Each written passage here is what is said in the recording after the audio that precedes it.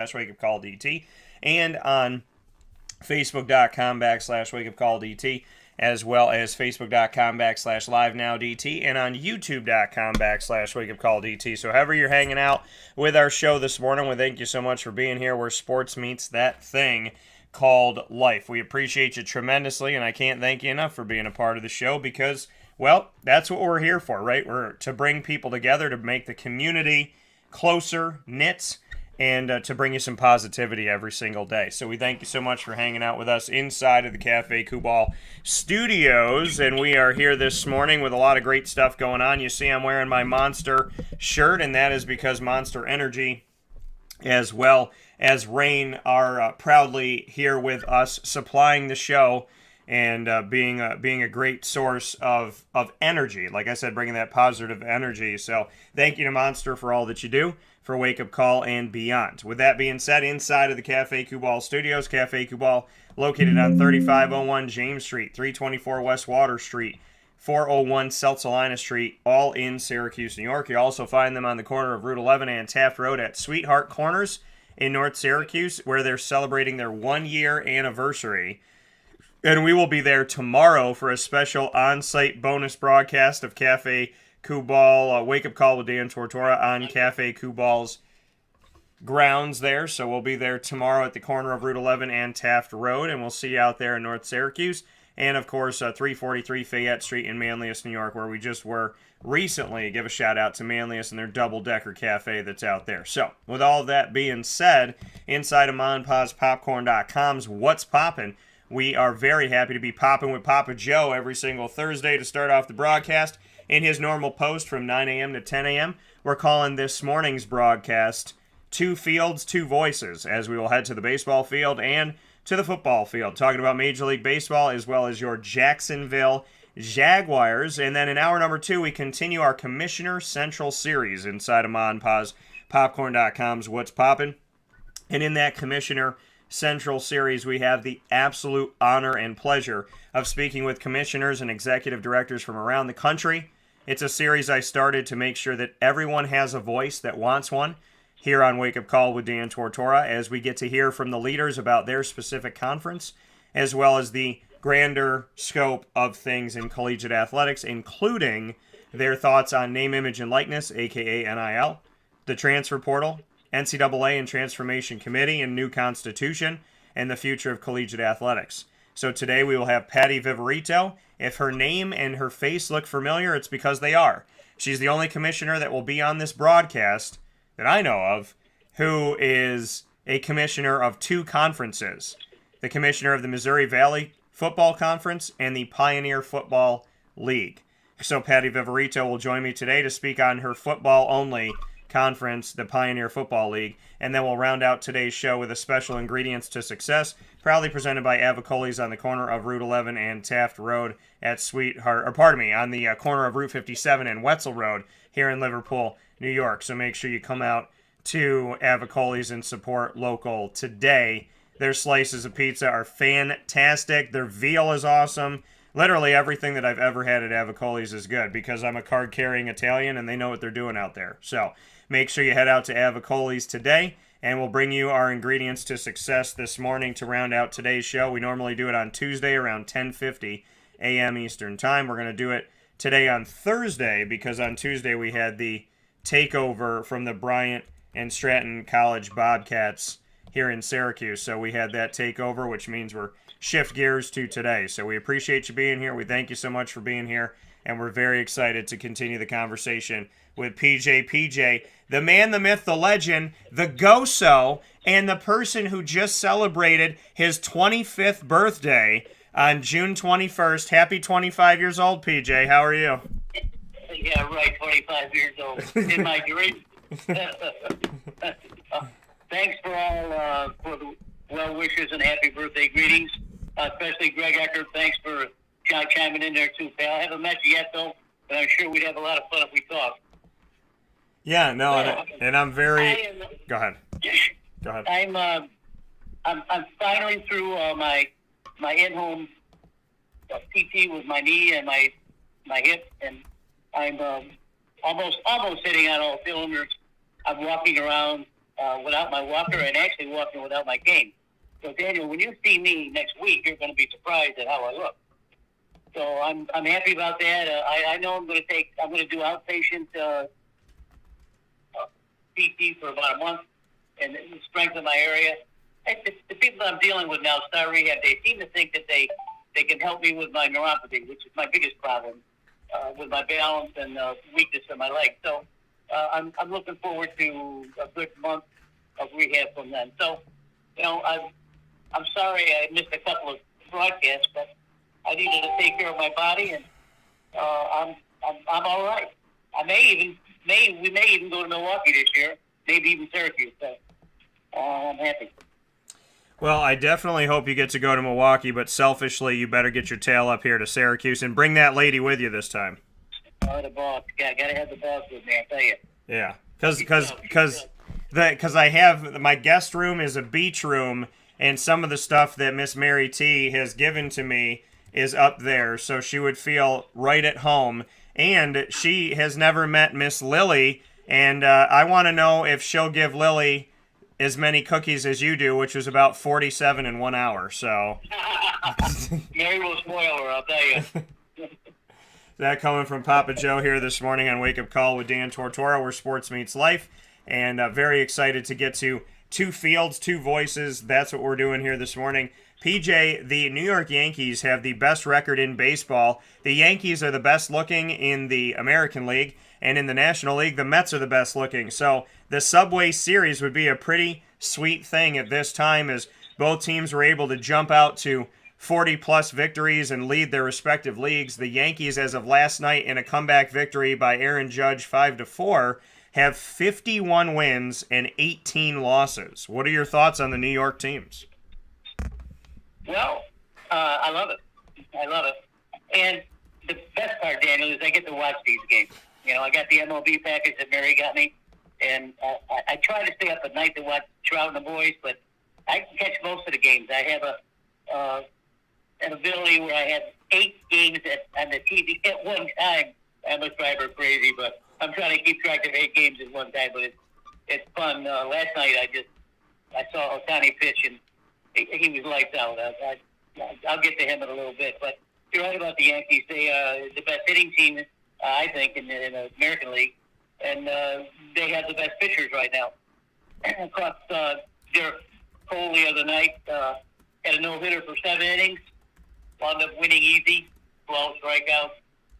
When they had Master Nesty Cortez, who was a tough lefty, they got a good. They got hitting, and him more hitting.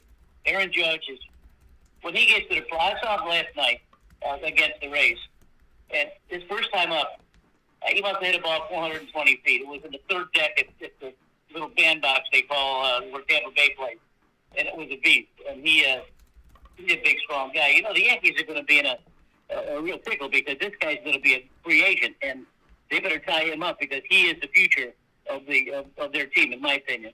But they got Stanton, they got Anthony Rizzo, they got Donaldson, they got DeLemayhew. I mean, these guys are all pros, and they're all hitting on all cylinders too.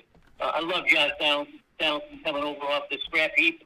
I think that Rizzo coming over from the Cubs is probably a big deal for them too. There's another lefty, Joey Gallo, that can't break the lineup. He's right there. They got a couple of good shortstops, excellent pitching, excellent defense, and first of all, Toronto's 12 games back in that division. I mean, the Yankees could lose 10 in a row and still probably only lose 5 or 6 games.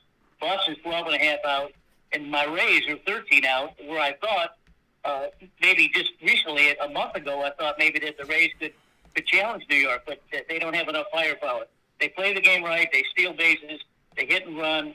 They don't hit a lot of homers. They got good pitching, but they don't have the firepower to stay with the Yankees. And the Yankees are really frightening. They could really, first of all, they're going to win over 100 games. That's a pretty good threshold for any team that finishes the year. To get to your Mets, they're 45 and 26. They have good, excellent pitching also. Good hitting. Pete Alonso is leading the league in almost every category, hitting in home runs and RBIs. the best news for the Mets is that they got Jacob DeGrom is starting to come back. He's thrown batting practice a little bit now. I think he's about ready to make a start, probably 5 innings maybe. Scherzer is making a rehab start in Binghamton. I think in Binghamton, right down the road from you. Yeah. So can you imagine that the Mets already being with a tough pitching lineup, and then they come in with DeGrom and Scherzer and the way the guys are hitting the ball? The New York Mets look like they could very well win 100 games this year too. So it's good. Baseball is good. It's great right now. I don't think we're not quite to the halfway point right yet, but it's looking good. The only disappointments I see in the East is that Toronto, Boston, and Tampa Bay just can't keep pace with the Yankees. The Yankees are just too good and too deep. If you go to the Central Division, Cleveland has now caught Minnesota, and Cleveland's record is only 36-28. So they're not going anywhere. Even if Minnesota wins the division, they're not going anywhere. Chicago White Sox is 4.5 games back. This is a real weak division. Very little pitching, decent hitting, but that's about all. The West, Houston is surprising me again this year. They're 43-25. Texas is 10 games out, and my Angels are 11 games out. They are really disappointed in the last 3 weeks. But I do have to call your attention to something I saw the other night. I watched the Angels and the Seattle team play 3 or 4 game series, can't remember. But Mike Trout absolutely blasted the ball. He had 5 home runs and 8 RBIs versus Seattle, and he won almost every game. And the one he didn't win by himself, the next night, Ohtani, he had 8 RBIs and 2 home runs. And those 2 guys, when they start clicking, can carry the Angels a long way. It's unfortunate that the pitching is not held up. The player that threw a no-hitter earlier in the year, Dieters, they've already sent him down to the minors to sharpen up. So I was always whooping about them that last draft they signed 15 pitchers. Well, the pitchers aren't coming through. And as good as Trout is, he's not going to be able to carry a team. And Dieters, Ohtani. But Ohtani is now got a 2.90 ERA under 300. And that 8-inning, 13K deal last night against Kansas City was absolutely brilliant. He was unhittable. His sinker was just sinking into the dirt, looking like a strike coming up there, and Kane T couldn't handle it. He's, a lot of people don't. Maybe they don't follow baseball as much as I do. Yeah. Having a past. Ohtani, we're looking at a generational talent here. I mean, we don't just because he's Japanese or half Japanese or whatever you want to call him. He played over there for a while. When he brought his size and speed and power and pitching prowess to the American League, it woke me up because I had never seen anybody with it. The only person that comes to mind that was really an unbelievable ball player before he screwed himself up was Josh Hamilton. Maybe some of our younger people don't know who Josh Hamilton was. He was an MVP, American League, unbelievable hitter.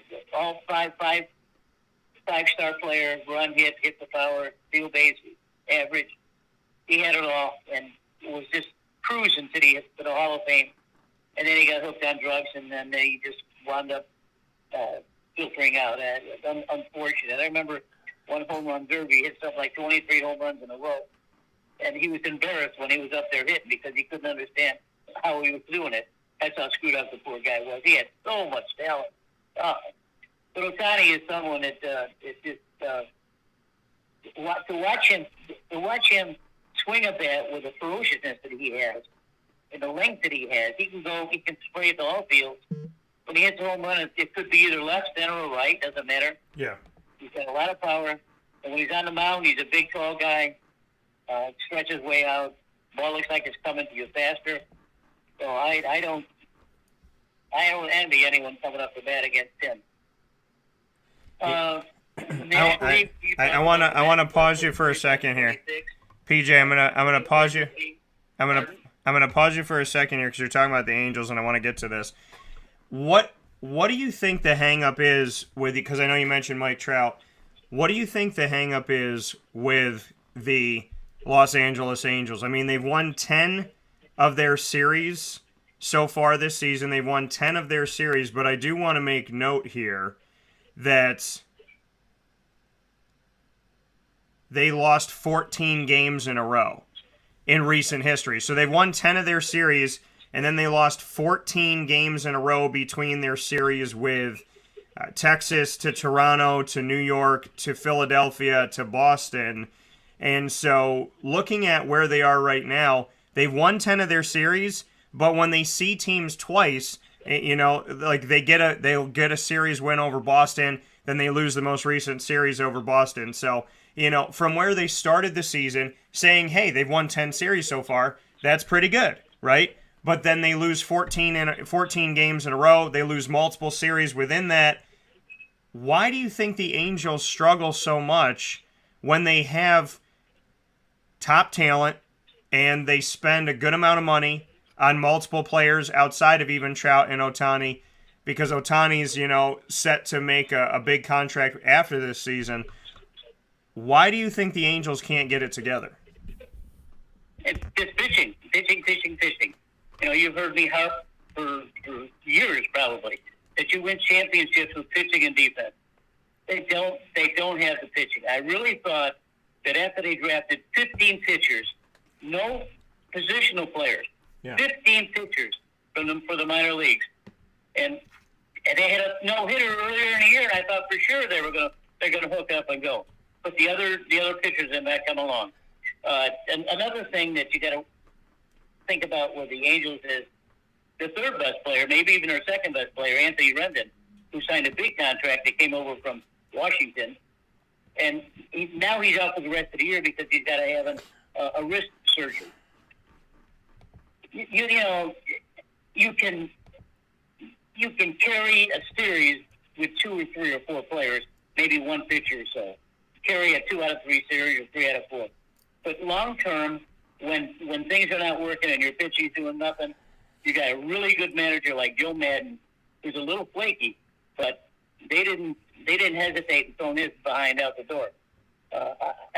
Nevin is a good coach. I'm sure he was a good player when he was playing San Diego, especially. So he's going to do the best he can, but he's got to do something when he's pitching. Maybe what Tampa Bay does is throw a pitcher for a couple innings and then another pitcher for a couple innings and an inning here, inning there, inning here. You use up your staff that way, but maybe you keep yourself in the games. Because, you can't expect Mike Trout to hit 5 home runs and 8 RBIs in 3 games every time. Or you can't expect Ohtani to hit 8 RBIs and win a game with 13 Ks every time he pitches or hits. It's not possible. You can't put that kind of pressure on these kind of players. Rendon out. Walsh is playing good. He's a fast, speedy guy. Hits the ball well.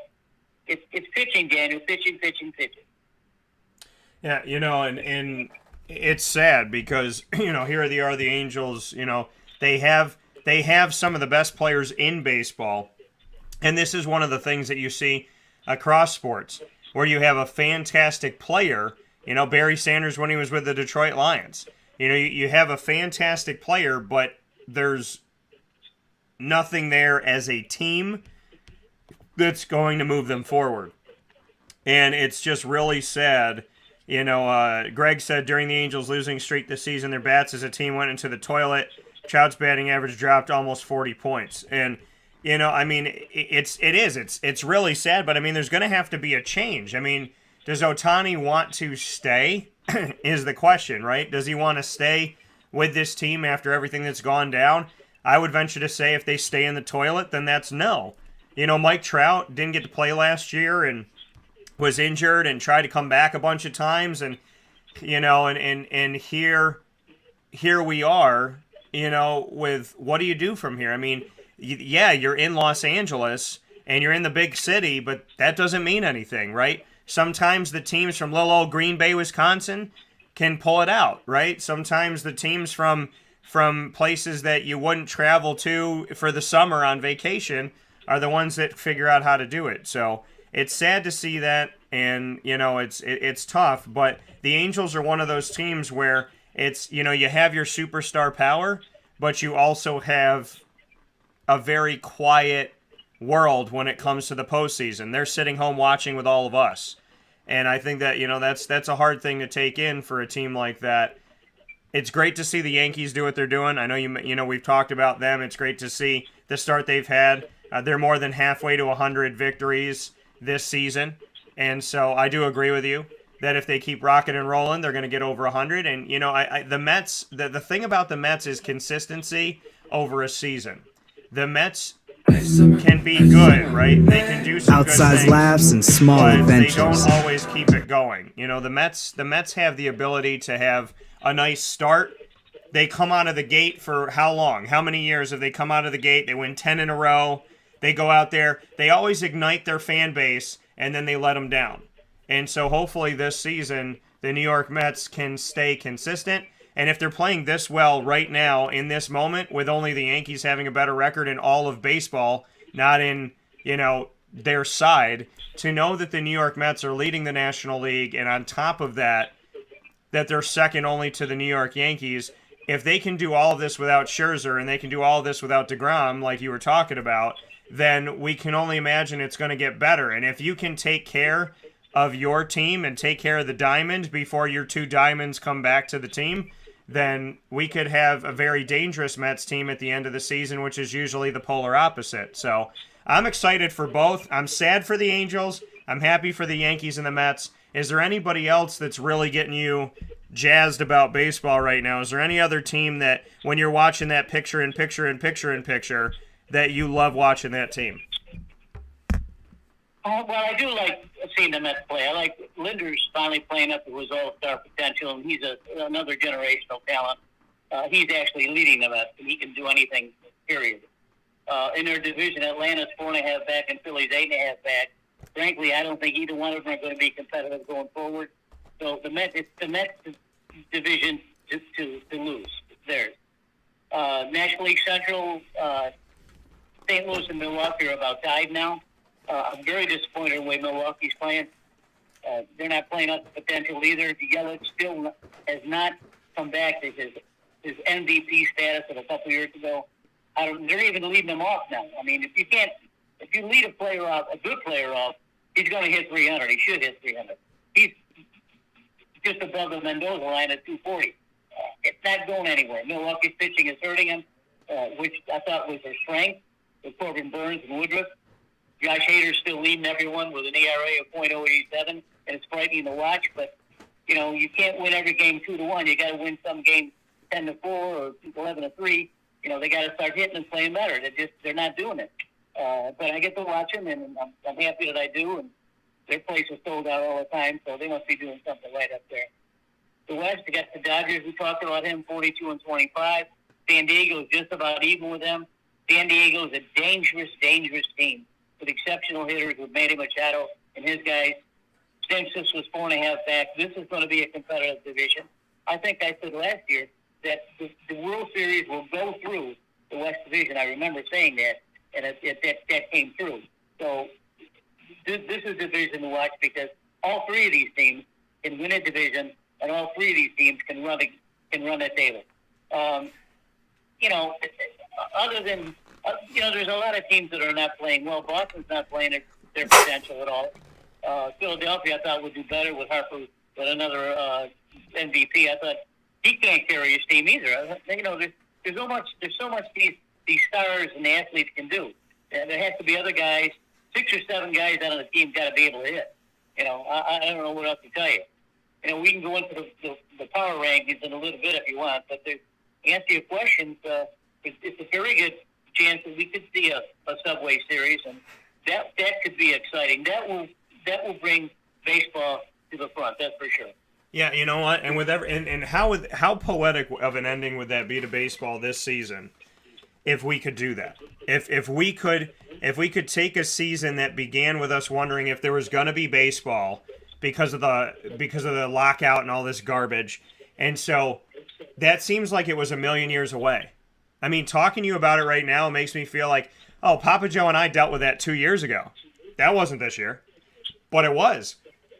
So how incredibly of a beautiful twist would that be if baseball starts with a lockout, starts with all that BS, starts with fans worrying there's not going to be a season, and then ends with a Subway Series? That would be that would bring non-baseball fans to the fray. That would bring some new baseball fans to the game. That would make some people get into baseball that have never gotten into baseball, or maybe they stopped doing baseball. That would be the way. I mean, there's certain things that can bring people back, and after a season that started with a lot of drama, if it can end with the Subway Series, I think that that's probably one of baseball's best ways to reinvigorate their fan base and probably get a lot of new fans. Oh, yeah, I agree. There are other quote-unquote Subway Series that could possibly happen, maybe not this year, but you got the White Sox and the Cubs in Chicago that could meet one of these days. You got the Angels and the Dodgers should meet, and not could, should meet one of these days if the Angels can get off their ass. Those are other series that we can watch in future years, but you're right. The power rankings certainly show that the Yankees and the Mets are at the top of their league, period. They play the best ball, they have the best pitching, they have the best hitting, they score more runs, their ERA is low, they have more saves, they steal more bases. It's just good baseball. Although there's a team that's very dangerous right now and playing up to their potential, finally, is Houston, 43-25. Houston, I thought when they lost Carlos Carrera to Minnesota, their shortstop, I thought maybe they would have a little bump in the road. Well, they're still playing well. Altuve carries the team, a little guy, 5'6". Bregman is not playing up to his potential either, so that's a little bit of a problem. Yeah. But those guys have carried that team for a couple of 3 years too. So, you got New York and Houston in the American League, and you got the Mets and the Dodgers in the National League. Now I can go through the other power rankings. There are teams to talk about, but nothing really serious. The team that's also very dangerous right now is St. Louis, because they've just about tied Milwaukee for the lead. They may be even up a game. St. Louis, of course, with Wainwright, Pujols, and Molina, those guys are getting ready to retire, and they're all going to go in the Hall of Fame, and they're still contributing to the team. But the teams that the two guys that are carrying them are Paul Goldschmidt and Arenado. Goldschmidt is, I think, leading the National League with 339 average, 17 homers, 60 RBIs. Arenado, 278, 14 homers, and 48 RBIs. And they hit 3 and 4 in the lineup. And you're not going to get through those guys 3 times with no hits or runs. Those guys are dangerous. They can carry the team, too. St. Louis, even though a 40 and 31 record is in Milwaukee's just one game back. So, there are some teams to talk about. There are some players to talk about. But I think what we talk about mostly is what's going to happen in the future. I think once the summer starts and we see more baseball in areas where maybe they're not, I still watch some of these games. I have the ability to watch a lot of games, as you see. Yeah. And a lot of times I'm watching the shows, and there's very few fans in the stand. Cleveland, Chicago White Sox, Philadelphia.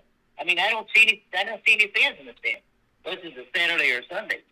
So, these teams make their money on the attendance because they spend so much money trying to get into these games.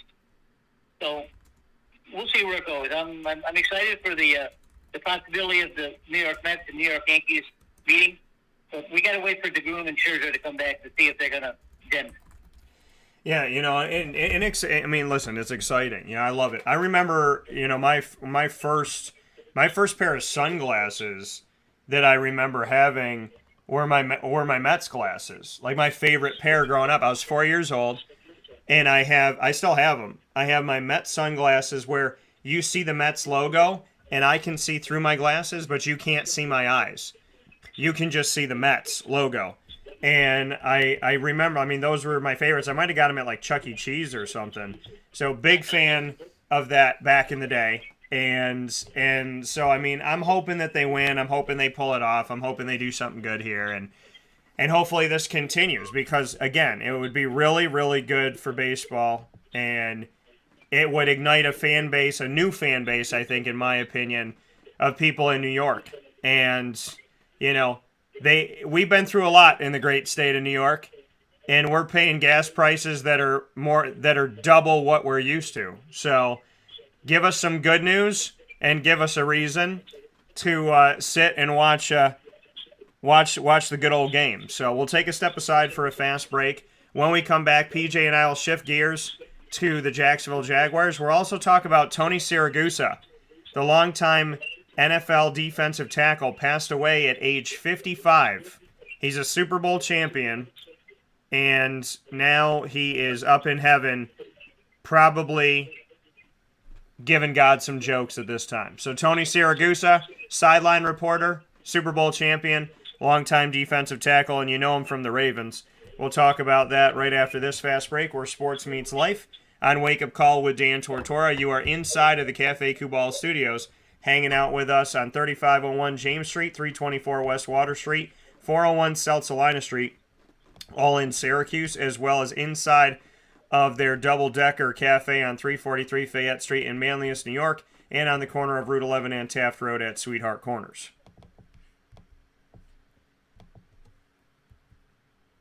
Carvel DeWitt, it's what happy tastes like. Do you know why? Because we make ice cream. Creamy, rich, flavorful ice cream. Not yogurt or iced milk like some of our competitors. Ice cream. Fresh, by hand, daily. For the calorie conscious, we have something new for you. Our new Carvelite. Same great flavor, creaminess, and texture of our regular ice cream with only 35 calories an ounce. So whether you want an ice cream cake, flying saucer, dasher, carvalanche, hard or soft ice cream, we will satisfy your craving with our fresh, handmade regular or new Carvelite ice cream. Carvel DeWitt. It's what happy tastes like.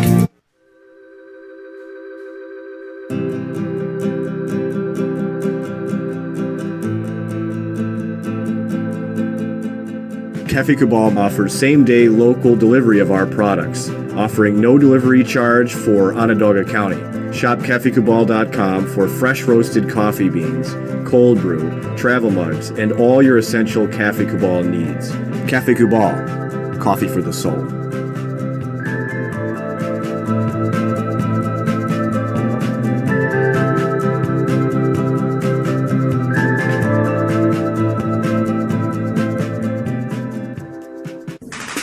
The Wildcat Sports Pub in Camillus, New York is located on 3680 Milton Avenue in the Home Depot Plaza. It is your family-friendly sports bar and restaurant. Folks, some sports bars aren't family-friendly. Some family-friendly restaurants are not sports bars. The Wildcat Sports Pub in Camillus, New York is proud to be both. It is that marriage that you've been looking for years. The Wildcat Sports Pub is your home base for your sports bar and restaurant needs, games for the kids, indoor and outdoor activities, and enough things on the menu to come back every single week and get to try something new. They're open Sundays from noon to 8 p.m., Monday through Wednesday, 11 a.m. to 11 p.m., and Thursday through Saturday from 11 a.m. to midnight. For reservations and party information, call 315-487-2222 for the Wildcat family-friendly sports pub and restaurant.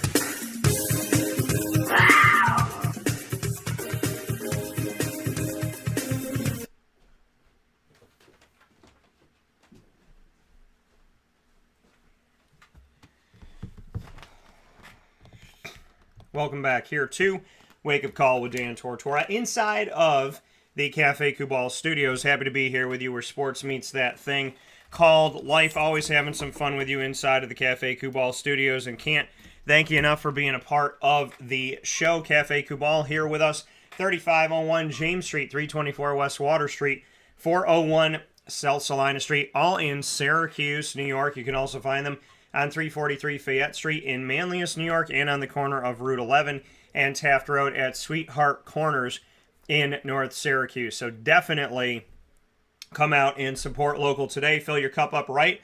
I put my money where my mouth is, and I've been out to Cafe Kubal plenty of times, and I normally get my chai, I get my hot chai. Well, I've been getting iced chai because it's hot up here in Syracuse, and the irony about whenever I go down to Florida around this time of year is that it gets Florida hot when I'm going down to Florida. In Syracuse, it gets Florida hot. It gets very uniquely like Florida. So the day that I'm heading to the Sunshine State, to the second home of the show, it's going to be 91 degrees up here, I think. So I'll be heading from 90 to 90, but I'm excited about it. I'm excited to see PJ. We'll talk about that in a minute because there's a really cool broadcast that we're going to be doing next week. So to stay with it, PJ, and to go two fields, two voices, we're going to head off to the NFL. And looking at the NFL, Tony Siragusa, who I know, growing up, I watched him play.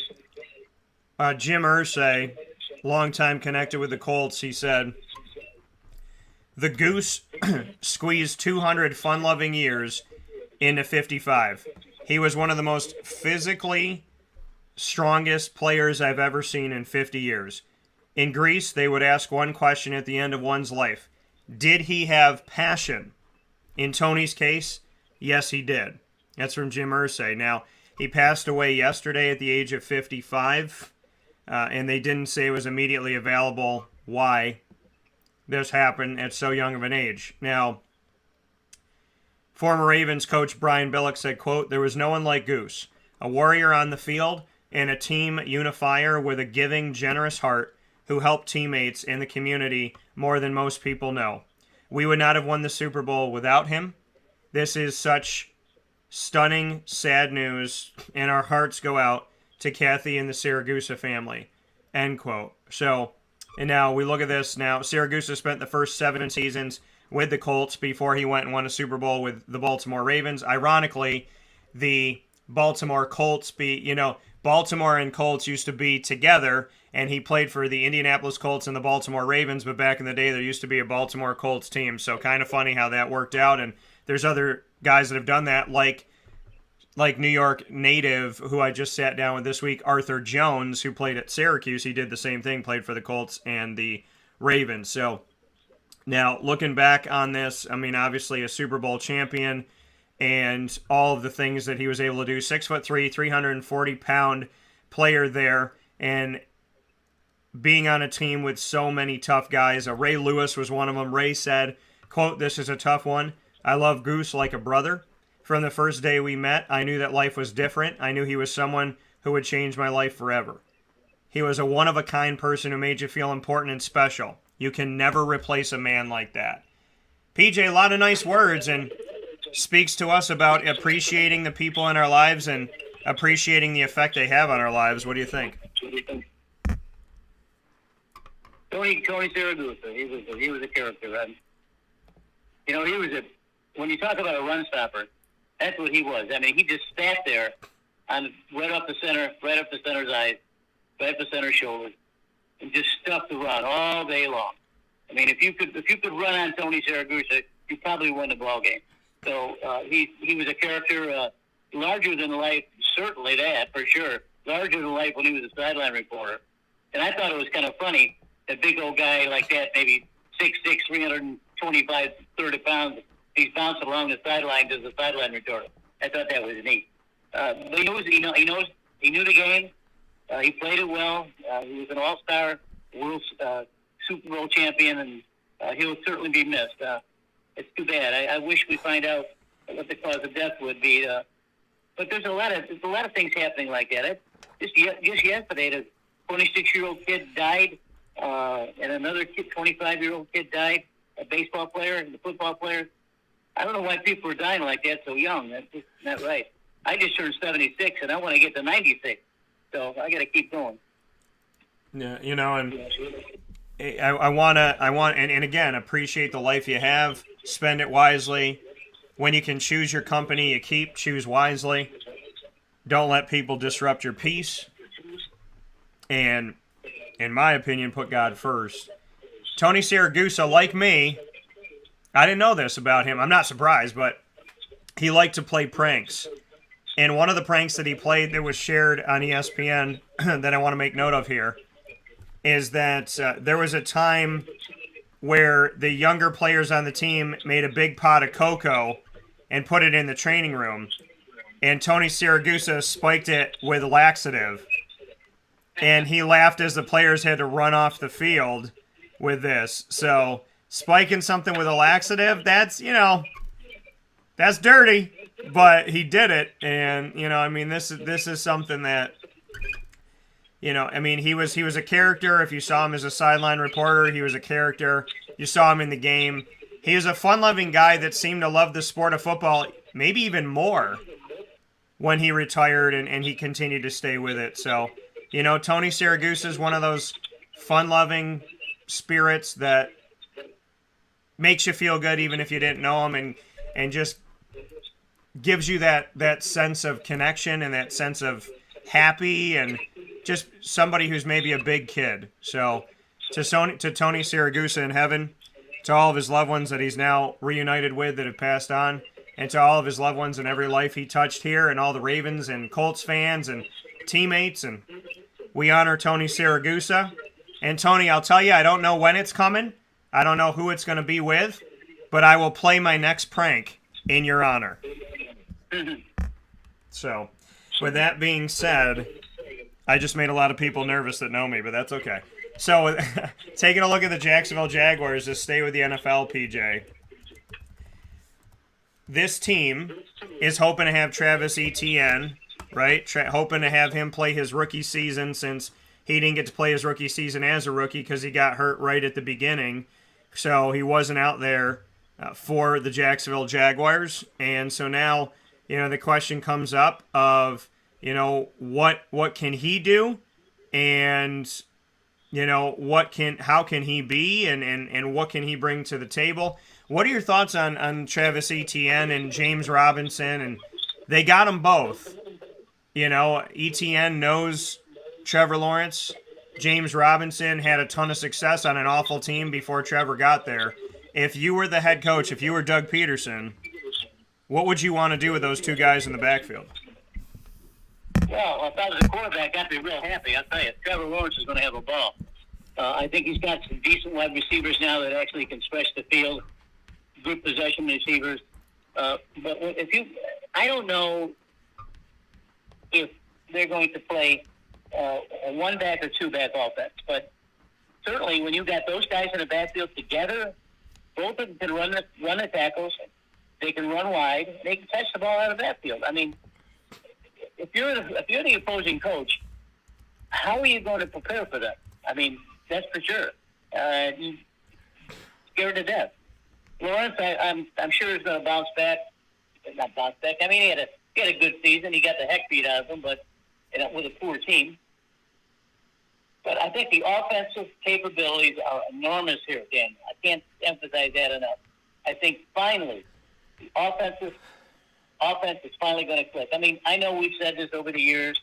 If they Papa J, we've heard that jump before. Years, we've always said that. We're trying to be optimistic, but the optimism certainly is with a generational talent like Lawrence, and he's got two all-world backs behind him.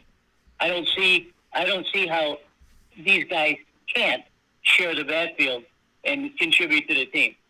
If I was an inside linebacker or an outside linebacker, if they were in the backfield, I don't know who I'd pick up if I had coverage.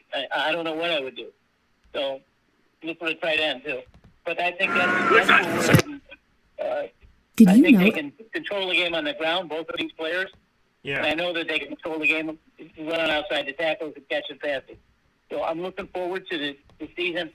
There's not a lot of news coming out of Jacksonville. It's still OTAs, and it's a million degrees down here. And the guys are not ready for training camp yet. So there's not a lot of news coming out anywhere.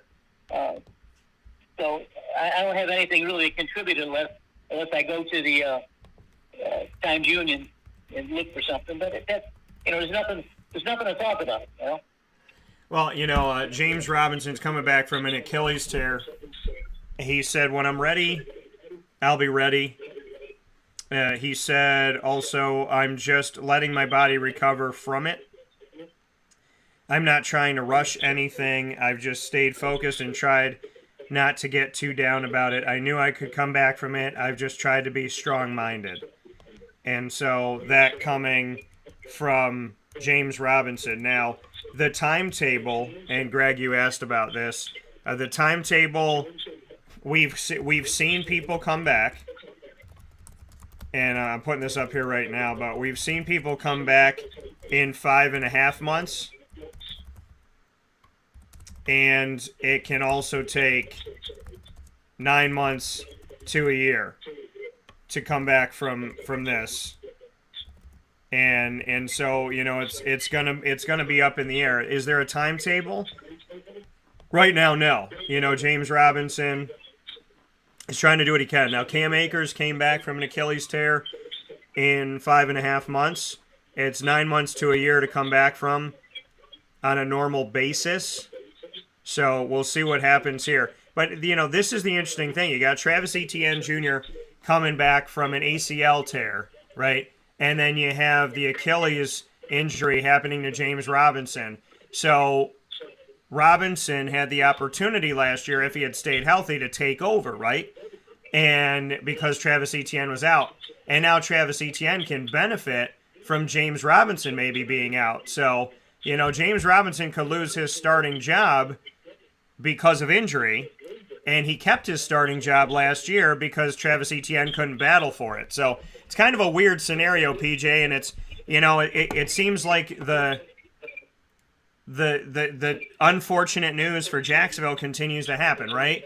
It's like the rich get richer, the poor get poorer. Well, Jacksonville can't seem to have both of these backs healthy, and I want to see what it looks like to have both of them in camp, both of them going up against each other, both of them getting ready for the season, both of them being 100%, and both of them trying to work their way into the offense. And I don't know if we're going to get that until maybe year 3 for Travis Etienne.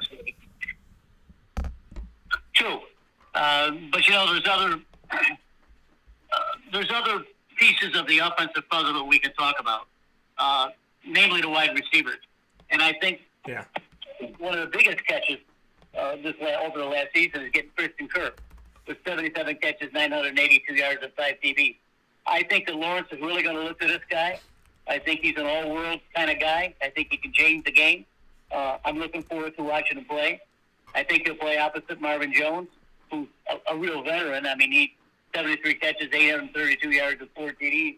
I think he'll also catch the eye of Trevor Lawrence. You know, you got those two guys on the outside. And the tight end, we still haven't figured out who's going to be there. Then you got the two running backs. Either they alternate or they play a split backfield together. It's going to be easy for him to find some receivers. Zay Jones, don't much about him. I know he's coming from somewhere else. I think he came from. I don't know where he came from. From the Raiders. From Raiders. Yeah, he's a good player. 47 catches, 546 yards. He'll be right there in the mix too. You got my favorite player, Laviska Shenault. You know, there's people. That's what I've read this winter. There's some bad-mouthing people about Shenault. I mean, he's not going to be the most polished guy, but the thing is, he's frightening when he catches the ball in his hand. He's big. He's not a little 5'11", 190-pound scat back that you put on the outside or in a possession receiver. This guy is big, he's strong, and he's fast. Yet, for some reason, even when he gets the ball, he's not going in the right direction to get some yards. If this kid blossoms this year, he's going to be really a frightening receiver, and I don't think any defensive back want to see him coming at you. He's strong enough to go up and get the ball. He's fast enough to go with the defensive back. Yeah. He's also strong enough to get through linebackers. I mean, I just love Laviska Shenault. I hope he just comes through with him. Jamal Agnew is another guy, LaQuan Treadwell. These guys certainly, I think, will make the team. Both of them are good possession receivers. I don't have any problem with either one of those guys. Kevin Austin, Jeff Cotton, I don't know if they're going to make the team. So, you know, the offense looks good from the wide receiver and the running back part. Haven't really got into the tight ends at all yet, but it seems like that with Christian Kirk and Jones and the two running backs, I think Trevor Lawrence is going to pick up a first down anytime he wants to. Well, you know, and you take a look at this, you know, I mean, and I wanted to get to the receivers, so I'm happy that you mentioned them. You know, we take a look at bringing in Christian Kirk, right? Christian Kirk has never been a 1,000-yard receiver, but he got close last year. And, I think there's a lot of knock on it. Listen, they paid him a ton of money. The Jaguars paid him money like they were trying to get Devontae Adams on their team. They paid him money like they were trying to reel in one of the top guys. And when you pay somebody that high, you want to see a star, right? If not a superstar. And in Christian Kirk's world, 77 catches, 982 yards. Now keep in mind, DeAndre Hopkins was injured part of last season in Arizona, so that helps out Christian Kirk. 5 touchdowns, like you mentioned, right? The year before that, 48 catches, 621 yards, 6 touchdowns. The year before that, when he was a sophomore, and all of his 4 years with the Cardinals, sophomore season, 68 catches, 709 yards, 3 touchdowns. And then we had 43 catches, 590 yards, 3 touchdowns. So he's had at least 3 touchdowns receiving in each of his 4 seasons, and he's gone up in yardage every single season. I shouldn't say. He went up in yardage from freshman to sophomore, went down a little bit as a junior, and in his 4th season, and I say junior, but obviously, I'm just giving you the year 1, 2, 3, and 4. So where he is right now, 982 yards, he's having his best season. He had over 300 yards better. He had almost 30 more catches. And so that is a good sign, right? But now it's, what is he going to be? Can he be the dominant guy? Can he be the number 1 guy? I thought that Larry Fitzgerald was going to pass the torch to him in Arizona, and that never happened. So it was unceremonious there. He wears number 13, which is my grandfather's number. So I'm hoping for good things with Christian Kirk. Now, Marvin Jones Jr., he gets knocked, and I don't appreciate this. Now, fantasy-wise, I don't trust him. I don't trust any of these receivers fantasy-wise unless it's Christian Kirk, and that's a deep-round pick. But at this moment in time, going into the season, but in reality, Marvin Jones Jr. and Laquan Treadwell show that they're building a good relationship with Trevor Lawrence. And you talk about guys being possession receivers. Marvin Jones Jr. started to build that bond. Laquan Treadwell was on the team, let go from the team, and came back to the team. And he was a guy that you could trust when it came to Trevor Lawrence getting the ball out late in the season. So I think Treadwell makes the team because of that. I think Jones because of that. And Jamal Agnew's a good return guy, and I think that he's shown his value there, so I think he makes the team as well. Laviska Shenault's got to get his act together because DJ Shark is gone. Dede Westbrook's gone. So these young wide receivers that they drafted, it didn't work out with. Now, they targeted Laviska Shenault 100 times, only second to Marvin Jones Jr., who was targeted 120 times last year. Shenault caught the second most amount of passes from Trevor Lawrence with 63 to Marvin Jones Jr. 73. He had 619 yards. He did not have a touchdown last season at all.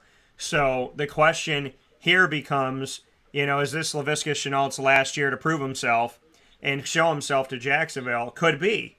You got Agnew, you got Treadwell, and you got Marvin Jones Jr., who have built something in Jacksonville that I think protects them to an extent if they continue to move forward and progress. They can't regress. And then in the case of Christian Kirk's got the best numbers coming onto the team. Marvin Jones had 832 receiving yards last year and 4 touchdowns. So there's value here with this receiving core for Trevor Lawrence, and I think Trevor Lawrence is he's obviously a good quarterback. I think he's a quarterback that could become one of the best young guns in the country. But it comes down to consistency. It comes down to what Christian Kirk can do to see if they put a good investment in, or if they wasted a little bit of money they should have spent elsewhere. And then it's Marvin Jones and Laquan Treadwell being those possession receivers that they can be, and Jamal Agnew being that return guy, and then Laviska Shenault finally being, what we hope. Laviska Shenault's either going to be DJ Shark and Dede Westbrook, which is the what could have been pile, or he's going to be that guy that's like, hey, we got him, we got the right quarterback in here, we got the right group in here, we got the right coaching staff in here, and now it's time to get after it. This receiving core has the opportunity to be deep. And it also has the opportunity to be like every Jacksonville receiving core of recent history, for the most part, which is underwhelming. And I'm hoping that this receiving core, based on my conversations with them and how they ended the season, are going to be good where the guys were that are coming back, and that Laviska Shenault's going to be able to add something to this, and that Christian Kirk can finally be the guy that I hoped he was going to be in Arizona 4 years ago. I know. I want to get back to Chenault again. Yeah. I want to. Pedersen has got to give this guy a chance. Excuse me. He's got to give this guy a chance. I mean, I've never seen rookies coming in the league with as much talent as this kid has, and hasn't put it together yet. I know he struggled, but they would make a big mistake if they let this kid go. I think Coach Jackson probably said it best. He says he never coached a wideout who was built like Chenault. Yeah. He has the size of a running back and the speed and agility of a receiver. He's the perfect package. He is that. But there's something between his ears that ain't working. If he gets his ears lined up with his hands and his feet, he's going to be scary out there. But I'm looking for him to make the field with Jones and Kirk. I think that he's going to be the third receiver, and wherever they put him, if he starts catching the ball, he's going to be fighting. Last year they tried to do a lot with a wide receiver screen. Yeah. They would flick it out to him, and he'd juke and drive and try to get some yards, which he did a good job of. But he needs to get in the open field, one-on-one with the back, muscle the guy to get the ball, and break away from score a touchdown. That's what he needs to do. For some reason, it's not computing between his ears, Daniel. Well, and the thing that gets really frustrating is you take a look at it. He's been in the league for 2 seasons, and so he's still obviously in his rookie contract and would have a couple more years in Jacksonville if they want to keep him going. But he's got 2 years in the NFL. He's played in 30 games. He has 5 touchdowns in 30 games. That's a sore stat. He played 14 games in 2020, 16 games last season. He has 5 touchdowns in 30 games. And he's got about 600 yards a season. 600 in 2020, 619 last year receiving. So, that's the sore spot. Is like, yeah, he's been targeted a lot. Got targeted 79 times as a rookie, caught 58 of them. And that was before Trevor Lawrence. With Trevor Lawrence, he got targeted more. Got targeted 100 times, caught 63, like I mentioned. So, 600 yards a season, not bad, but 5 touchdowns in 30 games, awful. So, he really needs to figure out who he is and what he's going to do, because it's not for a lack of targets, right? And if you get targeted 100 times and catch 63 of them, that's 37 balls you didn't catch. Now, some of those might have been bad balls by Trevor Lawrence, but some of those are your fault. So you got 37 that didn't go your way, and you can't get into the end zone. So, ultimately, Jacksonville is going to have to figure out their game, and Laviska Shenault's going to have to figure it out, because if he doesn't figure it out quick, he's going to be like DJ Shark Jr., and you get drafted, you get on the team, you're like 4th string guy, you're drafted high, people are wondering why you're not out there, you get out there, you don't do much. DJ Shark was never dominantly, consistently relevant in Jacksonville, and now he's in Detroit. And Detroit signed him for like a nothing contract. Like, hey, come here for a couple years and we'll see if we like you. That guy might be out of the NFL before he knows it, and I hope not. But Laviska Shenault's on that same road. Prove yourself or get out of here. Because they're willing to go and spend a lot of money on veterans, and Christian Kirk has a lot riding on his game. Marvin Jones he told me himself that he's a leader. And Laquan Treadwell knows what it's like to be on a team today, gone tomorrow, and called back a couple weeks later. So, Laviska Shenault, this is your year. Do something with it. He's, the proof is in his statistics. 63 catches for 619 yards. Now, ballpark, that's about 10 yards a catch. Yeah. And a lot of that was that ridiculous wide receiver screen last year. They tried to get him to loose a few times with it. That's not where his strength is. His strength has got to be downfield. His coach says it. He's bigger and faster than any package that he's seen. come into this league. I mean, he's got it. He just got to get it between his ears, Daniel. He has to do it. I want to see down and out for 15 yards, spin away and pick up another 4 or 5 yards. I don't want to see these wide receiver screens and him get racked up for 3 yards. Maybe it's a good plan. Okay, I'm not an offensive coordinator, but that's with him. That's something I wouldn't do. This kid is going to be a real beater this year, and I'm hoping for him. Yeah, I'm looking out for him too. I'm hoping that things start to shake out in Jacksonville, and hopefully things will work out in their favor here, because it's been a long, hard road. We take a look at Trevor Lawrence, PJ, and obviously last year was marred by the fact that they had a head coach that couldn't keep it. How do I say this nicely? Urban Meyer couldn't keep his balls off the field when he wasn't on the field. So, you got a coach who's just a friggin' head case. And the thing is, you and I talked about it going in, was like, is Urban Meyer a head case? Is he a problem? And a lot of people asked me when he got hired, what do you think? What do you think? What do you think? Do you like it? Even before he got hired, would you like it? What do you think? And I said, I don't know if his morality and my morality link up with each other, so I don't know how I feel, because I don't know if we're cut from the same cloth. And then I step away from this saying exactly what I said before. We're not cut from the same cloth. We're not the same type of person. We don't act the same type of way. I got to interview him, but, I wondered from afar, when he was in Florida and he was in Ohio State, and you see his name come up, and it's with negative news, you wonder, like, is this guy really a problem? Is this guy really a head case? Is this guy a nuisance to a team? Like, no matter how good he is as a coach, is he one of those Jalen Ramsey where you're really good, but you're also detrimental? And I was wondering that from afar. Well, and then I got to see it up close, and that got answered pretty quick for me. He is detrimental to a team, and he's not on the team anymore. But he's there with Trevor Lawrence as a rookie, and Trevor Lawrence played all 17 games. First time the NFL's had 17 regular season games.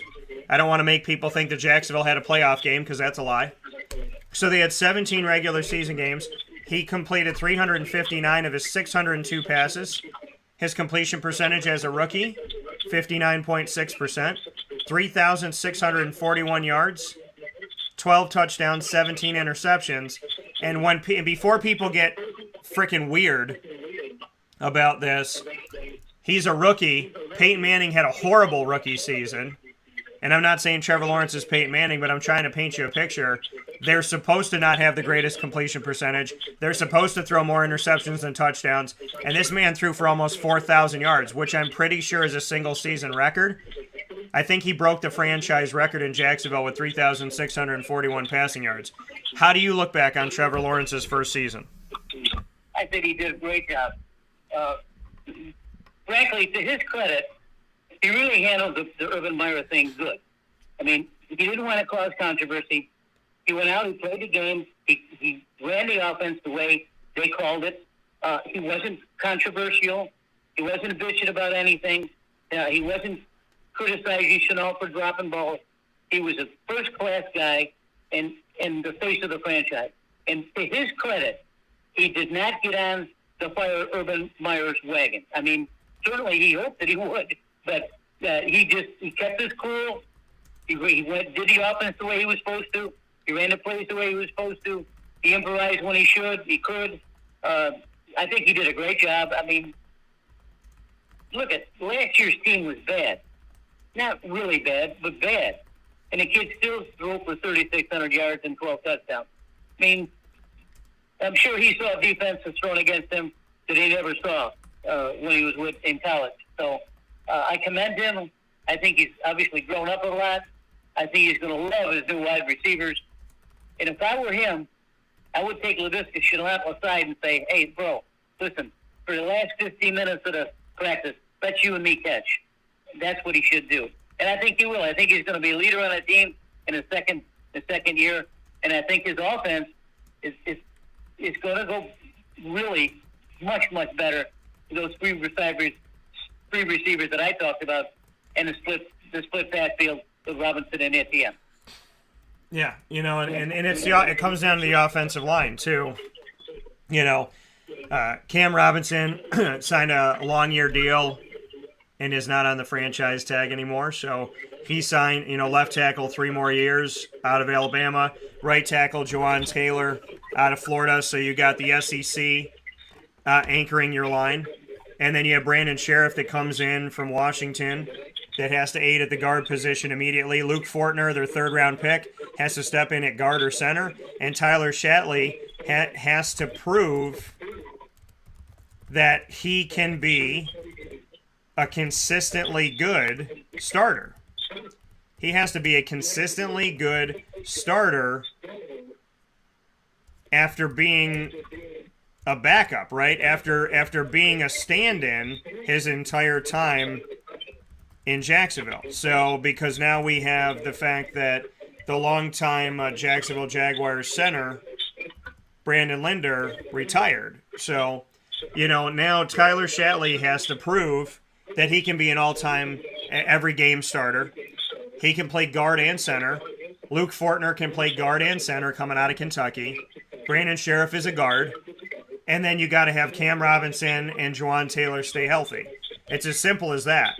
Because this offensive line has been atrocious for Jacksonville because they haven't stayed healthy. They haven't stayed consistent. And I don't know if in the last 5 years we've gone an entire season with all starting 5 offensive linemen have stayed on the field together the whole season. I don't think so. And the most consistently healthy offensive lineman of Jacksonville is no longer on the team. A.J. Cann is with the Houston Texans now. And he was their right guard. And I've interviewed him. So, now what it comes down to is Trevor Lawrence, yeah, you want to see him progress. You want to see him improve. His wide receivers need to get open and they need to get right. But beyond all that, PJ, this offensive line needs to be a gate that's locked and closed, not a gate with a swinging door because the lock is broken. True. You and I are the eternal optimists. Yeah. We see optimism when we look at this team. I try to do it at the beginning of every year. And of course, once the season starts and the reality comes in that maybe they're not going to be a very good team, it's hard for me to badmouth the guys because I'm local. I'm here. I support them. Yeah. And I don't want to hear that kind of stuff. You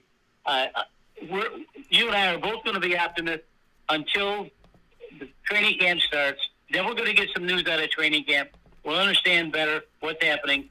We'll see if Chenault is actually catching some balls in practice.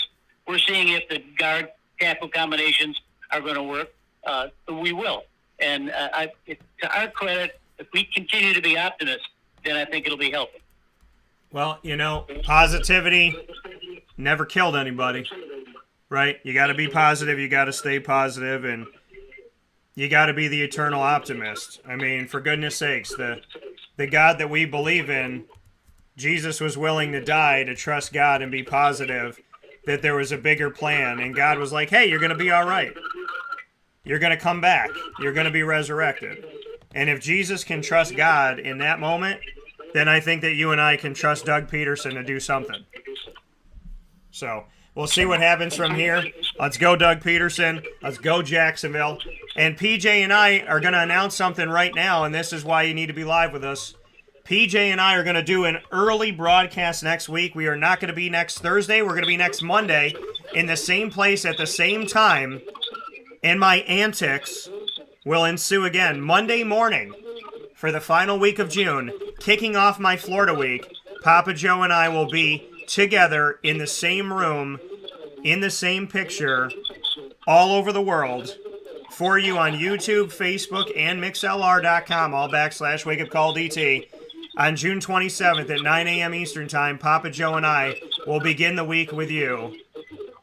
And God knows what I'm going to do. We're excited. By the pool.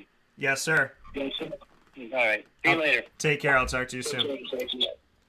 Coming from Papa Joe here on Wake Up Call with Dan Tortora inside of the Cafe Kubal studios, and we appreciate you being here. We know we get some bounce back from PJ's system that he has there, so if you heard some of that feedback, that's, where it comes from here, and so we want to make sure that that you know all that. But I'm very excited for what's coming up here, and always excited to have Papa Joe on the broadcast. Love PJ. PJ and I get to be in the same place, and we will be here Monday, so make sure you make a note for that. You know that Papa Joe is in his normal Thursday post every single Thursday from 9 a.m. to 10 a.m. Eastern Time. Next week it changes because I will be down in Florida. Next week, June 27th on Monday, Papa Joe and I will go outside. We won't be 9 to 10. We'll be 9 to 11. The entire Monday broadcast of Wake Up Call with Dan Tortora, starting off a star-studded week of fantastic video calls with wonderful people, is going to happen in Florida with Papa Joe. We're starting off the week June 27th, 9 a.m. to 11 a.m. Eastern Time. The entire broadcast is a Papa Joe takeover, and weather permitting, we'll be able to do it outside, and we'll see what we can do here. We might have to do it inside because the computer overheats outside. It's very hot in Florida, and you can't really hide the computer anywhere. So we'll see what we can do, but I will promise you some antics by the pool no matter where we have the broadcast. Papa Joe and I will be together in the same place at a different day next week, June 27th, Monday, 9 a.m. to 11 a.m. Papa Joe takeover as we start off our wonderful week of Florida broadcasts. We will see you out there. With that being said, from the Cafe Cubal Studios, we'll take a step aside and we'll come back with our Commissioner Central Series. If you don't know the conference and you don't know the teams, that is more than okay. You want to know why? Because the Commissioner Central Series is my way of giving you an opportunity to have something unprecedented that I don't believe anybody else is doing, and not like this. So the reality of it all is the Commissioner Central Series is an opportunity for you to get to know the leaders of our country and know their conference, the strength and evolution of their specific conference, and then get their thoughts on the same topics: name, image, and likeness, transfer portal, NCAA, transformation committee, future of collegiate athletics, and deregulation being a potential thing that's going to happen in the NCAA and in college sports. So to hear from the leaders all across the country about their conference, their league, their institutions, and then to hear them all talk about the same subjects as if they're all sitting at the table together is something that I have never seen or heard anywhere else, and that's why we're doing it here, because Wake Up Call with Dan Tortora is about being unique, original, all-inclusive, and making sure that everybody has a voice. So we get to continue that voice in our Commissioner Central Series right after this fast break with Patty Viverito, who's pulling double duty. She was with us with the Missouri Valley Football Conference. She comes to us with the Pioneer Football League right after this on Wake Up Call with Dan Tortora inside of the Cafe Cubal Studios, where sports meets life. Stay with us.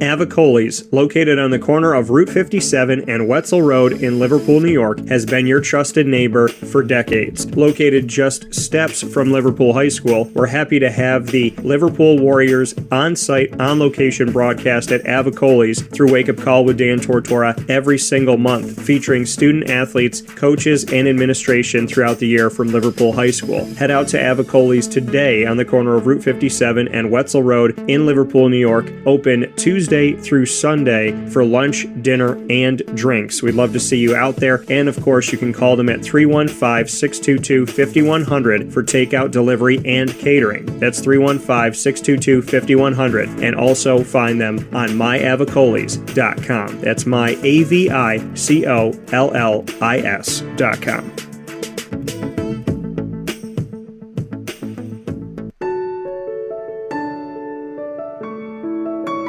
Having peace of mind when you're out of town that your furry-loving friend is safe and sound means taking them to Canine Campground, because we all know that when it comes to the love of our pets, it goes well beyond the call of duty to make sure they're safe and sound. Right, Lily?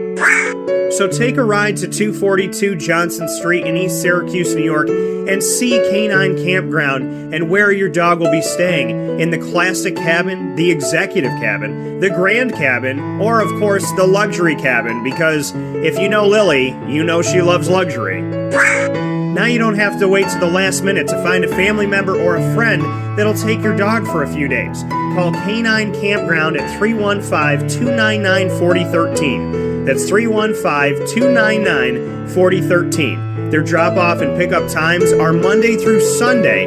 Check K9campground.com for more information. That's the letter K, the number 9, and campground spelled with a K.com. K9campground.com. When you're going out of town, bring your dog to K9 Campground.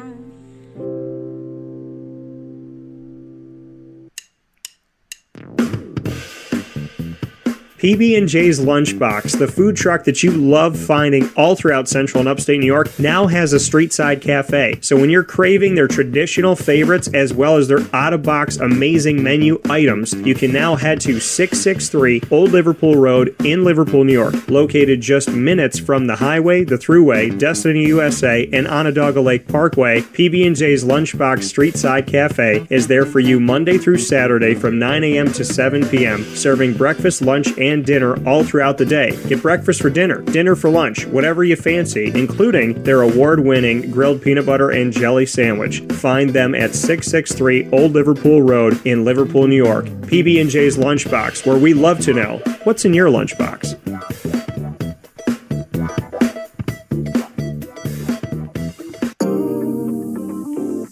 As a patient, what do we want?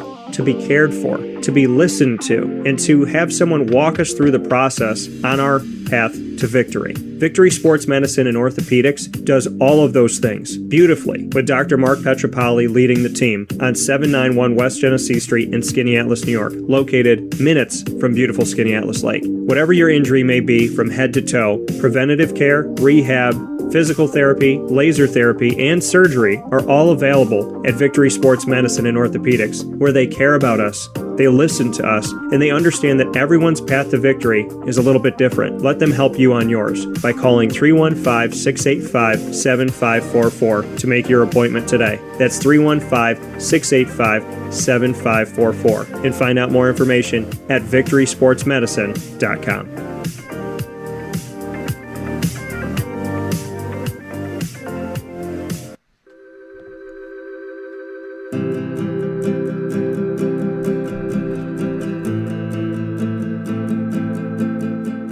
Cafe Cabal offers same-day local delivery of our products, offering no delivery charge for Onondaga County. Shop cafecabal.com for fresh roasted coffee beans, cold brew, travel mugs, and all your essential Cafe Cabal needs. Cafe Cabal, coffee for the soul.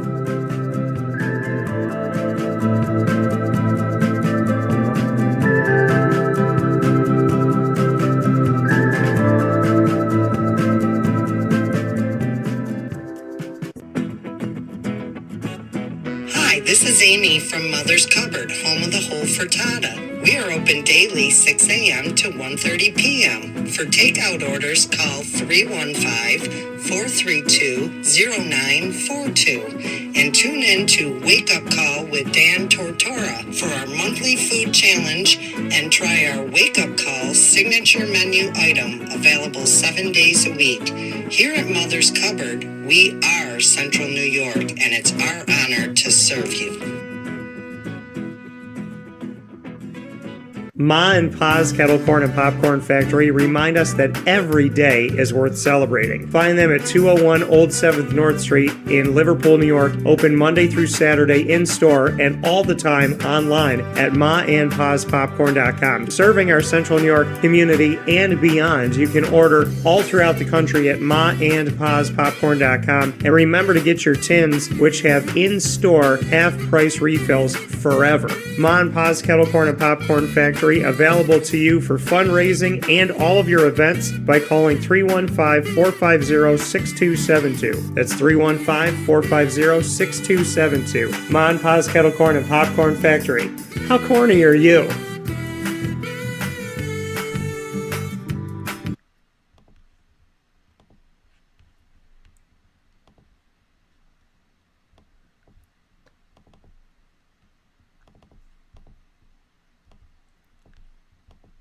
Welcome back here to Wake Up Call with Dan Tortora from inside of the Cafe Kubal Studios. Very proud to have you here with us every Monday through Friday from 9 a.m. to 11 a.m. Eastern Time. And you are, of course, here with us all across the world. And I want to thank not only the East Coast, where I hail from, but the Midwest and the West Coast for listening and watching, and for countries all over this fantastic globe, including Spain and Italy, from China to Russia to Mexico and Canada, that have been a part of the show, England and France. Thank you for your viewership and your listenership. It really goes above and beyond anything of my wildest dreams, and I appreciate that. We are here inside of the Cafe Kubal Studios, and you can find Cafe Kubal on 3501 James Street, 324 West Water Street, as well as 401 South Salina Street in Syracuse. You can find them at their giant behemoth of a brown stripe building in their double-decker cafe on 343 Fayette Street in Manlius, New York, and of course at their drive-thru on the corner of Route 11 and Taft Road at Sweetheart Corners in North Syracuse. If this name sounds familiar, it's because it is, because not only does she have the opportunity to hail from the Missouri Valley Football Conference, but also when it comes to the Pioneer Football League, she is the commissioner there. Patty Viverito, a commissioner of two conferences with success and two conferences that I appreciate and respect and love the opportunity to be able to talk with. So in this Commissioner Central series, we have the opportunity to continue our discussion with Patty Viverito, and this time with the Pioneer Football League. Patty, how you doing today? I'm doing fine, and I enjoy wearing both of those hats that you mentioned.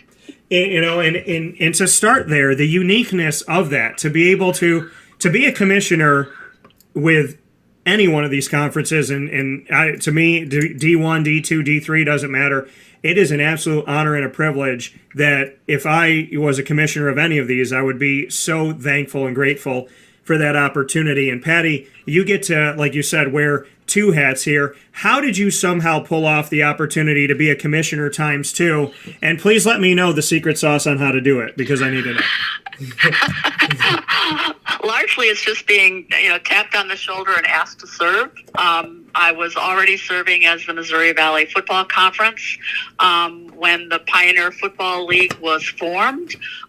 They found a home briefly in the Horizon League, but that was just for 1 year. The commissioner at that time, John LeCrone, said, we're not a football league. I don't think we're in the best position to service these schools that are trying to do something very unique in the FCS space. We think they need somebody that is more connected to the FCS football world. They asked me to step in, which was then year 2. And again, I've been doing it ever since. And the reason it's possible is that the two leagues that I represent are so different in terms of their mission and vision that there's really no conflict of interest there, because I'm representing two very different leagues in ways that don't conflict. And like you said, they found a home in the Horizon temporarily, and then there was the creation of the Pioneer. I want to thank you for all you've done with the Pioneer Football League. I also want to wish the Pioneer Football League, as I believe, if my numbers are correct, a happy 30th anniversary. Yeah, that sounds right. So, being a part of the Pioneer Football League for the majority of that time, what can you say about, being able to celebrate 3 decades here in the 30th anniversary, and just what that means to the strength and evolution of this Pioneer Football League? Well, the name itself is really emblematic of what this league is all about. Pioneers, this group of schools was looking to do something very different in the FCS space. They were going to play non-scholarship football, and while it's true that the Ivy Leagues also play non-scholarship football, they do so in their space without any intent or aspiration to be part of the playoffs. And, that's different for the Pioneer Football League now. We do send our champion to the playoffs. But our institutions had a vision for, creating opportunities for young men to play the sport in ways that helped institutions in a unique way. Our institutions in the Pioneer Football League basically sponsor football because of what it does for their campuses, in addition to the opportunities that it creates for young men to play this sport at the Division I level.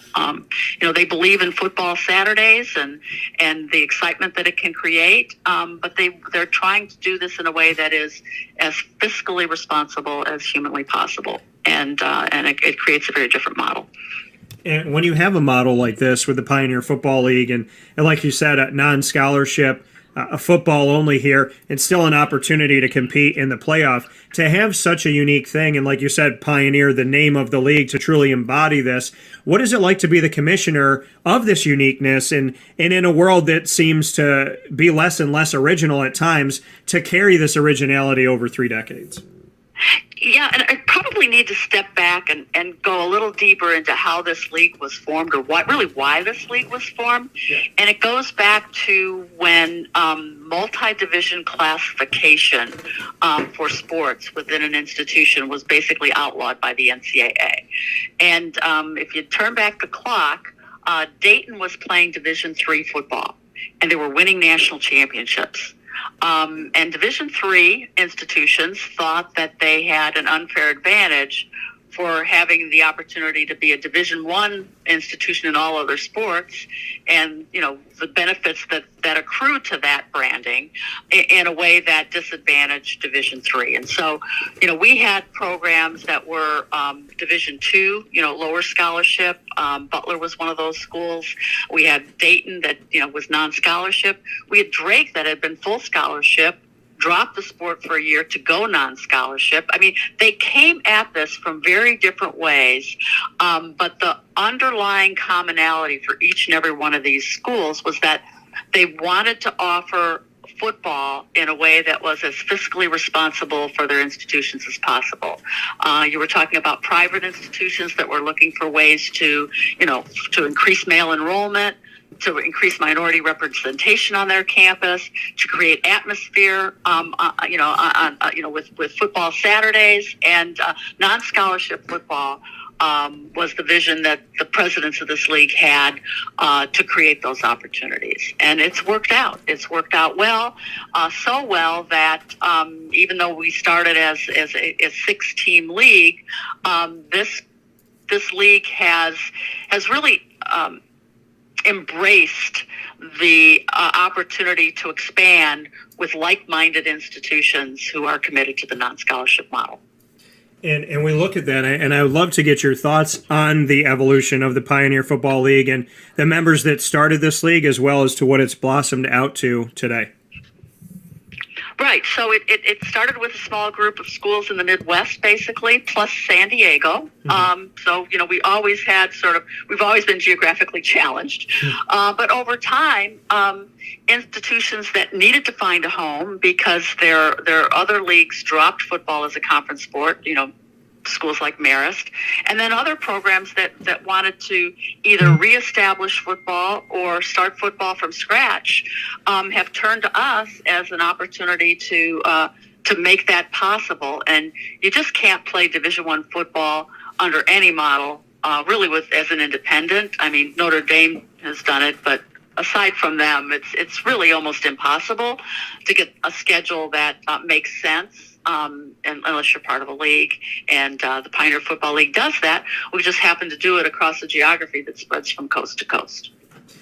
And when we look at it today, the membership institutions of the Pioneer Football League, to shout them out, Davidson, as well as San Diego, St. Thomas, Minnesota, Morehead State, Marist, Dayton, Valparaiso, Stetson, Drake, Butler, and Presbyterian. When I say all of those names of those wonderful institutions that make up the Pioneer Football League, how would you describe what the Pioneer League has become? Like you said, you've been open to expansion, open to schools that need to find a home with this, constant movement over decades, and really more so now than ever. But as things have changed in the NCAA and changed within, the FCS, when you have put this conference together initially, and now that it's almost doubled its institutions, when I say those names, what are some things that are top of mind for you as its commissioner? Well, I think it is a unique opportunity for a lot of young men to play football that otherwise wouldn't be able to. And, I think that is something that I'm really proud to be associated with a league that is willing to take on, a very expensive sport and try to do it in a fiscally responsible way. We're talking about private institutions where, scholarshiping, 63 scholarships at these private institutions represents an astronomical investment, and one that these institutions just aren't in a position to do and sponsor the sport.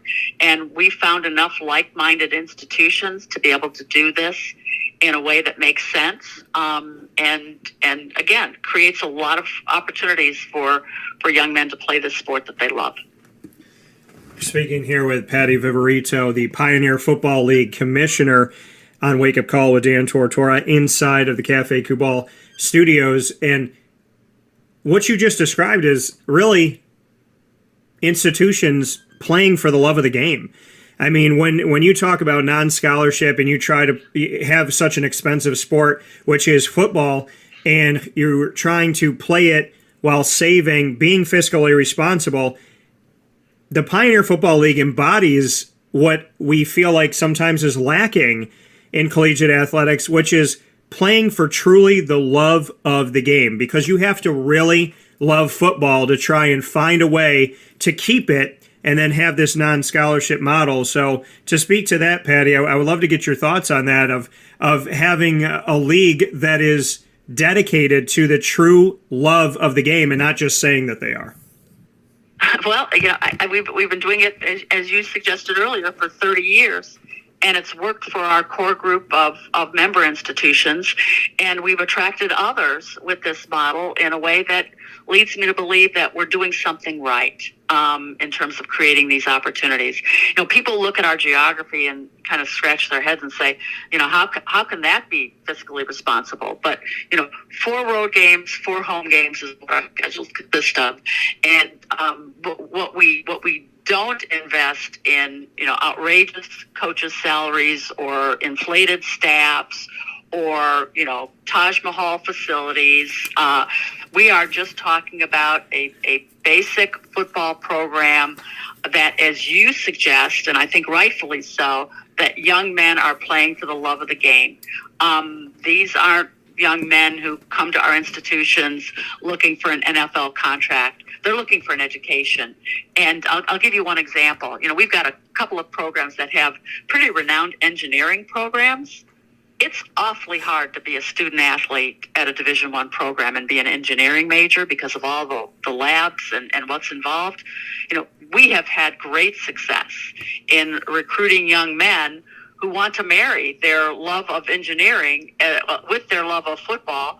And our institutions make it work because we're doing things in a manner that makes that possible. That we value the student part of the athlete equally, student and athlete. And that is something that is extremely important to me, extremely important to the conversations we have had for years on Wake Up Call with Dan Tortora, and really everything that I've done is the student and student athlete. How do you make sure that that is a paramount piece to what you do in the Pioneer Football League when you are there as its commissioner and you're speaking with these member institutions, that message that you carry about making sure that we're preserving the student, especially in today's world of collegiate athletics? How do you do that? And what kind of is the message right now of making sure that we don't just have a hyphenated word for the fun of it, but that we actually care about the first part of that hyphenated word? Well, I think we're living it, and we've been living it for 3 decades. And again, it really comes down to the leadership of our institutions, from the presidents, our athletic directors, our coaches, and our student athletes who value this model, who value playing the sport of football. But again, I think that you could go, on any one of our campuses, and you have student athletes who are there first and foremost to get an education. They just happen to want to also play football while they're pursuing that. And we look at, the strength and the evolution of the Pioneer Football League and some history. Obviously, there were those member institutions that were the founding members. And then we see that Davidson and Morehead State came in 2001 from being FCS independents. Ameris joined in 2009. And then Stetson University revived its football program and came in 2013. And then as recently as last year, we have Presbyterian and the University of St. Thomas, Minnesota coming in 2021.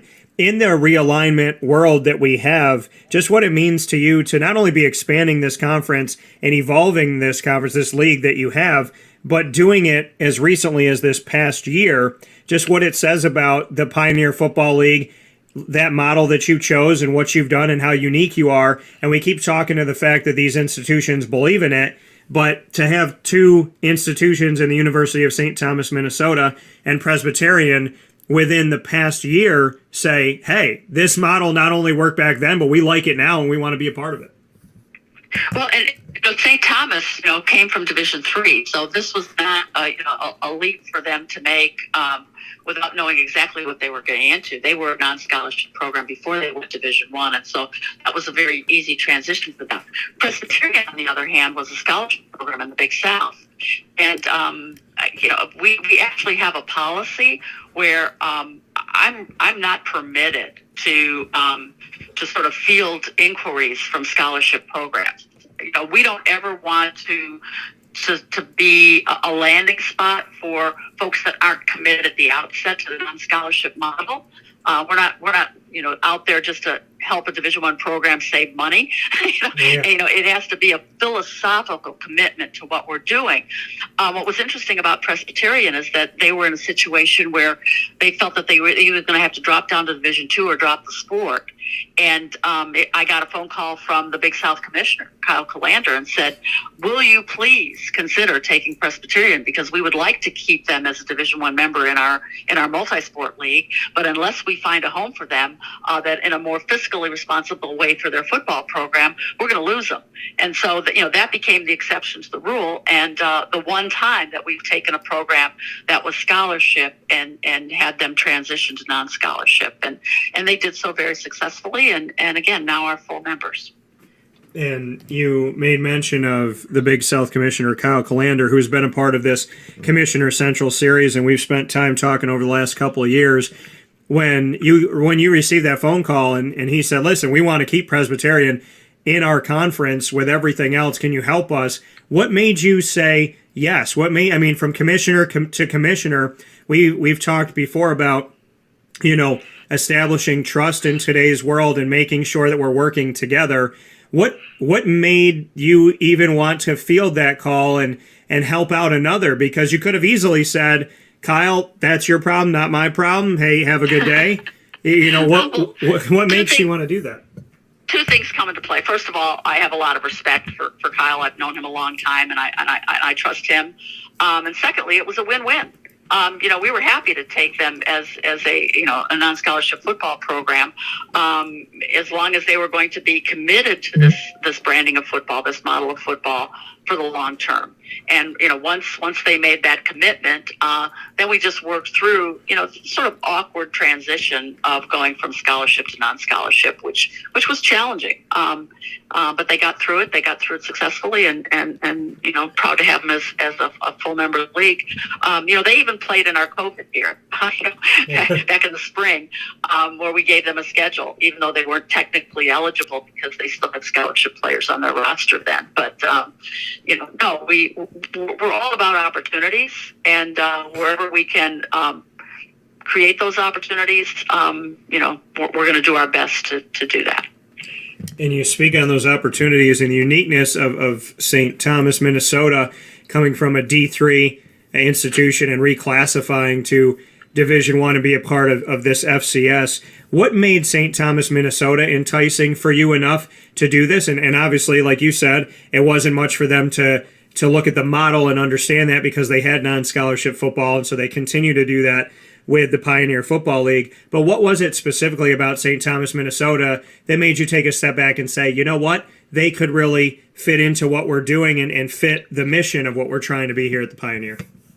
Well, one of the advantages of being a coast-to-coast league, geography doesn't really ever enter into the conversation about do they fit? Yeah. Because we are coast-to-coast. And so then you get down to, just the basic question of is this a peer institution that we want to include in our family? And in every instance, when we've added somebody, the answer to that question was yes. So if you look across our membership, we have very proud and established Division I programs that are committed to non-scholarship football. And I know that when our athletic directors get together annually, one of the sort of the standing jokes is it's a shame that this is geography, because wouldn't it be great if this was a multi-sport league? We are so like-minded in so many ways. It's a really, really good fit. Again, geography aside, which makes it impractical. And when you look at that, I mean, obviously travel and whatnot is the thing that comes in to question. There's the benefit of being all over the country and having the Pioneer footprint really everywhere. On the travel side of it for the institutions here for the Pioneer Football League, how do you address that? And with schools that are obviously wanting to be fiscally responsible, what do you do to navigate that as far as scheduling? Well, one of our principles for scheduling is that we preserve bus trips. And so while some conferences would look to scheduling, and at the top of their list would be competitive equity, and how they create a schedule. We start with our number one principle being fiscal responsibility. And so, we will schedule those bus trips first, and we won't look at the competitive equity as being, the primary driver and when we set up our schedules. That coming here from Patty Viverito of the Pioneer Football League, their commissioner, here with us inside of our Commissioner Central series, taking a look at collegiate athletics all around this beautiful country here on Wake Up Call with Dan Tortora inside of the Cafe Kubal Studios. The FCS playoffs, like you said, the Pioneer Football League's champion, your top team gets to move forward and have representation in the FCS. Davidson got to do that this time around. Just what you can say about the importance of having that, and not only having the FCS playoff model, but making sure that the Pioneer Football League has that place and has that spot, because in the FBS world, that is not the case. And if you are at the top of your conference, sometimes it means nothing. So just what it means to the Pioneer Football League to know that bare minimum you will have that representation. Well, we worked very hard with the NCAA to expand the bracket to accommodate the number of teams that, every team that was eligible and wanted to participate in the postseason, that there was room enough in the bracket for that. There's an NCAA rule that says that at least 50% of the bracket has to be preserved for at-large participants. And quite frankly, the bracket wasn't big enough to accommodate the Pioneer Football League for a lot of years. It was a driving force to expanding the bracket to 24 teams, and it was a win-win. It was a win for Pioneer Football League, obviously, to have their AQ advance to the playoffs, but it was also a win for the scholarship leagues that were already established, and that it created large opportunities at the same time. So, I'm always looking for the win-win combinations, so that it's not a zero-sum game where we gain and somebody else, has to pay for that. We created an opportunity where the NCAA was able to expand the bracket to accommodate the needs of both the scholarship programs and the non-scholarship league that wanted the opportunity, and just to prove that we weren't just an afterthought. Anybody that looked at San Diego and their success in the opening rounds, for two different years, you better not overlook us, because minor football leagues can compete. Yeah, and you said it. I mean, obviously the expansion to 24 teams, that's a dream, for the college football play. For me, I mean, I just want to see 12 at this point. But, when you look at 24, and like you said, making room for that at large, working with the NCAA closely, how did those meetings go, and what was kind of the timeline of how long it took? Because what you just said to me, Patty, is like a beautiful dream that some people think is impossible. That you sit down, you talk about logic, you want to create space for at-large opportunities, and it doesn't take 37 years and not get an answer. Like you had it, you got an answer, you got this expansion to 24. How did this come about? And bring me into the room of making this happen, because I love the fact that there was an idea, there was factual evidence to support the idea, and then it happened, because that doesn't always happen when it comes to the world of sports. The reason it happened, the singular reason it happened, is because we had the support of our FCS presidents. They carried the water for us. We actually had a summit, and we invited every FCS conference to bring one or two presidents from their leagues to become more familiar with what our challenges were in our subdivision, what our aspirations were, and how they might be able to help us achieve them. And bracket expansion was part of that conversation. Greater visibility for the subdivision was part of that conversation. And we worked hand in hand with our presidents to make a case to Mark Emmert and the NCAA hierarchy, and we were successful. But again, it doesn't happen. It didn't happen. I mean, we've been safe making the same arguments and noise for years before we were successful. And the difference was that we got the presidents involved and committed, and they have a lot of sway in the NCAA governance structure.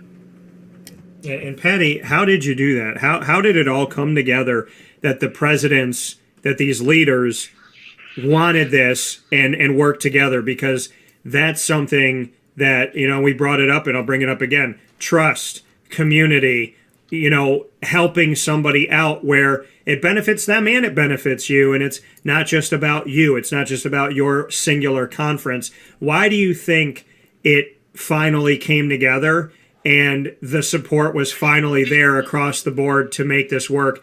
What are some of the things the dominoes that were falling over time that you feel led us to a moment where there was this cohesive message and approach to make sure that we got this done? Well, part of the incentive was to make FCS an attractive enough subdivision that we wouldn't keep bleeding losses to FBS, teams leaving. We wanted this to be a destination that people wanted to be part of. And so we used that incentive, to sort of, that was philosophically what we were trying to achieve. And then we made data-driven decisions. We made a case for the number of postseason opportunities that FBS had versus FCS, the number of opportunities that other sports had relative, in comparison to FCS. We talked about how what we spend per capita on a postseason experience for a football player is far less than almost any other sport. And so we used, a data-driven analysis to demonstrate that it was time to invest more in FCS football. And first we had to convince our presidents, and then we had to convince the NCAA, and we were successful on both counts. Beautiful thing of seeing all of this come together and fairness here. Speaking with Pioneer Football League Commissioner Patty Viverito on Wake Up Call with Dan Tortora inside of the Cafe Cubal studios. To go off of that, how would you describe the state of the FCS currently as we are here today? I think it's far more respected than it has been even 10 years ago. I think that has in large measure been due to the visibility of the subdivision that's been created by all of the broadcasts that are now possible through digital broadcasting. ESPN Plus. Virtually every conference has a TV package now at the FCS level, and people can see our games in ways that in the past it was local and regional interest, and now it can be national. And that is, obviously a huge step in making sure that it's there for them and it's available to, people all over the world to be able to see this brand of football from the Pioneer Football League. I love that you have the footprint all over the country because it gives you the opportunity to reach so many people from so many different markets and build those connections. And it also gives you an opportunity in the world of reclassification and realignment to always be an enticing home if they fit your model. Is that an open door potential for you that this Pioneer Football League, with the constant change of college football that you're always kind of keeping a pulse on expansion, listening, paying attention to the tea leaves, so to speak? How do you look at it? Yes, and I think we've made it very well known within the subdivision that if you're interested in establishing a non-scholarship football program, that a phone call to the Pioneer Football League is where you start. And again, we've been very accommodating historically to programs who believe in this model and need a home in order to make it come true. And so, we have membership on our agenda for virtually every meeting, and we are very open to again, like-minded institutions that want to be part of this. And when you say that they are open, are Division II and Division III, like in the case of St. Thomas, Minnesota, is that there for you as well to look at, especially Division III, because of the non-scholarship model already? Is that something that's there, that reclassification world that we live in today, and conferences looking to other divisions to grow and expand? Is that part of the open door policy? No, not really. That's probably a bridge too far because, we still have a prohibition against multi-division classification. And so the only way that you can be part of a Division I program, scholarship or otherwise, is to have a Division I conference home. And so, for instance, we wouldn't just take a football program. We would have to take an institution, and that institution is going to have a home for their other sports before they land a football league. And so, we are represented by, several, multi-sport conferences from coast to coast. But they have to have a home for all their sports before they can really start shopping for a football program. And that's how it evolved with St. Thomas, in that they were looking to go from Division III straight to Division I. But the Summit League was the group that was inviting them to make that leap. And they had to come to us for what they wanted to do for football, and, to keep their football program, their very successful football program. But they also had to find a home for their men's and women's hockey programs. And so you have to piece it together. But the baseline is, first you have to have a multi-sport league. And I appreciate that, and that, giving us the background on exactly what the Pioneer Football League is looking for, and different things that need to meet the requirements before the conversation can be had. And this conversation, I more than appreciate, Patty, to have you here on the show to speak on the Pioneer Football League and what you've done to see this expansion continue here, like I said, in 2021 with, bringing in St. Thomas of Minnesota and Presbyterian as well, and what this league has done when it comes to the FCS ranks and the fun that I think comes from this. Me looking at the institutions, following collegiate athletics for such a long time, I love to see some of these institutional names that I've gotten to know over the years, which is just a wonderful tribute and a testament to it, as well as all the states that have gotten involved. So the Pioneer Football League, definitely, folks, if you don't know it, get to know it. And Patty, as always, I'm grateful to have you on the show and getting to know you, your leadership style, and your why out there. And I'd love to end with that. In continuing as the commissioner of the Pioneer Football League, what is your why as you go forward? The why is where we started this conversation. It's that it's create opportunities for student athletes to participate at the Division I level, and there are multiple ways to do that. And the Pioneer Football League offers a rather unique opportunity with the non-scholarship model, the fiscally responsible model that we have created and embraced. And I think there's a place for us in Division I, and I think we've proven that over the years, and we hope that we continue to thrive.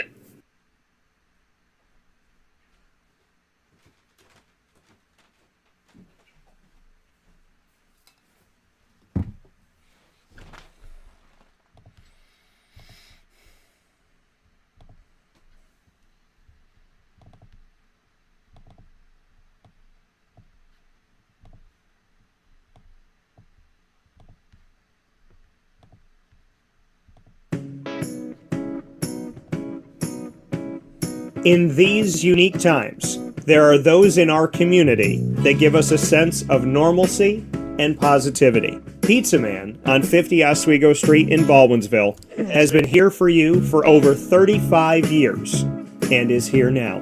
Call 315-638-1234 or order online at pizzamanbville.com to bring those familiar tastes into your home. And remember to come see our monthly on-site broadcasts centered around the community and our Baldwinsville beats.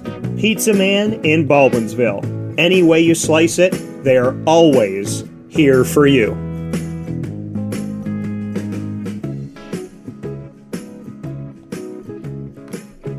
This is Jimmer Sikowski, owner-operator of Chick-fil-A Cicero, 7916 Brewerton Road in Cicero, right in front of the Home Depot. I had a deep feeling that God wanted me to do something bigger with my life and to help people, help others. I kept putting Chick-fil-A in my life, and I realized as I was going through the franchise selection process that positively impacting the lives of others was really core to what we do here at Chick-fil-A. First of all, it starts with the food. The food is brought in fresh daily. We bring in local produce. We prepare to order in the kitchen. We hand bread our chicken. We hand spin our milkshakes. It's great food. It doesn't taste like fast food. I think the second thing is the way people feel when they come in a Chick-fil-A restaurant. It's different. We try to treat people with intentional kindness here, which is very different and deeper than good customer service. And so I think it feels remarkable for most people to come in a Chick-fil-A restaurant. And then lastly, the impact that we try to have in the community is very different. It's a big part of the expectation of every operator of a Chick-fil-A restaurant is that they're actively engaged in their community, they're a leader in the community, and they're making a difference. When they realize that what we're striving to do is to shine a little light in their life, that's a very, very different experience than you will have in any other quick service restaurant. And it's that remarkable experience that I think people will emotionally connect with. I'm George Townsend of Honda City with some good advice when buying a new car. The true cost of owning a new car is determined by the appraised value when you trade it. No vehicle appraises higher than a Honda. Next, look for low APRs and deep discounts. You also want low maintenance costs and great fuel economy. That's why my advice to you is to buy a new Honda. Looking pre-owned, visit our Honda Certified Used Car Center. Honda City, 7140 Henry Clay Boulevard, Liverpool, or HondaCity-CNY.com. It would be a pity if you don't shop at Honda City.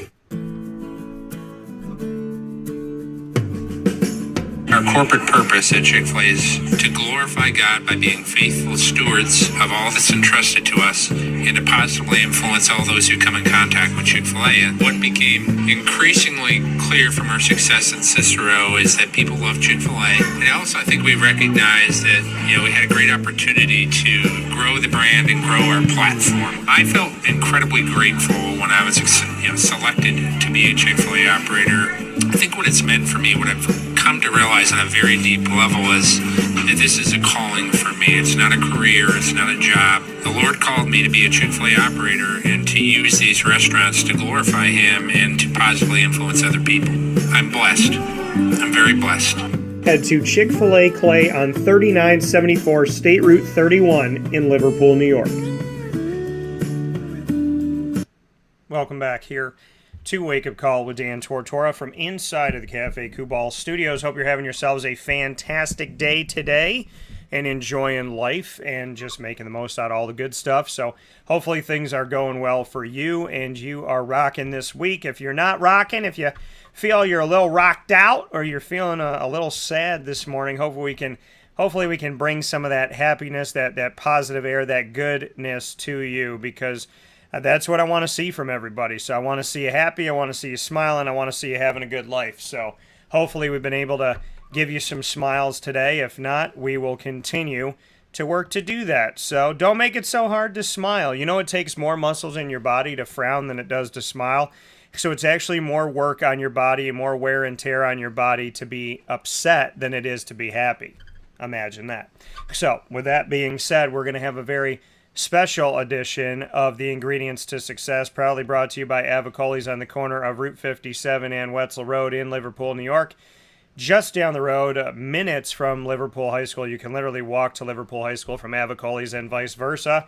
I say that because we have our Liverpool Warriors athletic broadcasts every single month on site, on location at Avicolli's, with the fantastic student athletes, coaches, and administration all connected to Liverpool High School. So make sure you come out and see us every single month. We would love to see you and see you very soon. So with that being said, we're going to hop into our very special Ingredients to Success weekly segment. Those of you that are here with us every single week, I want to thank you for that. Tell your family, friends, coworkers, and colleagues to come hang out with us every single week. We always love when you come out and hang out with us on Wake Up Call with Dan Tortora by listening and watching, listening on mixlr.com/wakeupcalldt and on wakeupcalldt.com's homepage, and watching on youtube.com/wakeupcalldt, as well as facebook.com/wakeupcalldt and facebook.com/livenowdt. So however you connect with the show, we always thank you for being here inside of the Cafe Kubal studios, and we love when you come and see us on site, on location, when we're at Avicolli's, when we're at Chick-fil-A Cicero, Chick-fil-A Clay, Cafe Kubal, Wildcat Sports Pub, as well as coming out and seeing us at Pizza Man Pub. So anywhere we are, we thank you so much for coming out and seeing us and hanging out with us and showing love. It really does mean a lot. It goes a long way, and I love helping the community, and it's a lot easier to help the community when the community is working with you on it. So thank you to everybody that's out there helping the community with me. In this edition of the Ingredients to Success, proudly brought to you by Avicolli's on the corner of Route 57 and Wetzel Road in Liverpool, New York. I'm very, very happy to be with them and to give you this every single broadcast, every single week, I should say. The Ingredients to Success is, and usually on Tuesdays around 10:50 a.m. Eastern Time. Doing it a little bit later this week, and thank you so much for being here with us and hanging out. Today's topic is going to be forgiveness. Forgiveness. What are the ingredients to success for forgiveness? Well, some people will be like, well, Dan, isn't the ingredients for forgiveness to forgive? Yeah, but how do we do that? How can you forgive, right? And I think that, that comes from forgiveness isn't a simple conversation, right? It's not a simple word. It's not a simple like, hey, I forgive you. It's more than that, right? Forgiveness has a lot of weight to it. And how do we forgive? How do we establish forgiveness in our lives? What do we do? And I think, when something hurts us, when something bothers us, we're challenged to forgive that, right? We're challenged to try and figure out how to forgive. And when we're challenged, when something hurts us, when something happens to us, and we're challenged with this, like, do we forgive? How do we forgive? I'm going to tell it to you like this. You should always forgive. And I'm going to tell you why. Forgiveness, and somebody told me this a long time ago, and it really hit home with me with one of my friends, that we were friends for the first 14 years of my life, and then we weren't, and he wasn't there for me. I mean, my best friend growing up used to walk up and down the halls of junior high and senior high like he didn't even know me. Like, my best friend, my brother growing up, the person that I thought would be the best man at my wedding, would walk up and down the halls with me in school like he didn't even know me. And that was really hard. That was hard for me to take in. And so, how did I deal with that, right? And what I realized was I was told during this time period, well, forgiveness isn't for him, it's for you. And I was like, what do you mean? Like, that doesn't make any sense. Of course forgiveness is for him, right? Because he's the one that did it wrong. So, like, forgiveness benefits him. And they're like, no, forgiveness is for you, Dan. It's for you to let go. See, what people don't realize about forgiveness is that forgiveness is not, yeah, somebody tells you they forgive you, it might make you feel good. And, it may make you feel good to forgive somebody. And, well, I'm sorry, when somebody forgives you, it feels good, right? It feels good when someone forgives you. And so, I mean, forgiveness is for you, but yeah, it does benefit the person that you're forgiving. It does. Because, you know, when you get forgiven, it's, right? It's weight off your shoulders, right? Somebody forgives you and it's like, oh my God, thank God. You know, like, can we move forward? So it does feel good. But at the same time, it's not just for you. It's not just for the person being forgiven, right? It's for the forgiver. And it's for the forgiver, and this is what I was taught that a lot of people don't know, and I didn't know, was that when you forgive somebody, you release. It's not that it didn't hurt you, and it doesn't undercut it, but you release the pain. You release your grip on it, right? You're holding on to it. Think about when you don't forgive somebody, think about it as a rope that's pulling away from you. You're trying to hold this rope and you're keeping your hands tense. So now your hands are tightening up and your wrists are hurting. And now the rope is ripping up against your hands. It's pulling on your fingers. It's tough. It hurts. You know, that's what it is. When you hold on to it, that's what it does, right? You got to let go of your pain. And I know that is easier said than done. And folks, I'm speaking from personal accounts here, right? You know, you have to let go of your pain. And, you know, we let go of pain because we need to, right? We have to let go of the pain. And so with the ingredients to success being forgiveness, how do we do it? Well, time. Time helps us let go of the pain. You know what else helps us let go of the pain? What helps us let go of the pain, to me, in my opinion, is seeing people change for the better.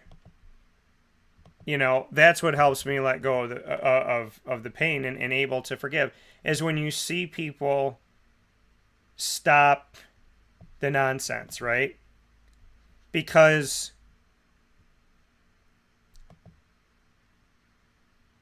we go through so much pain,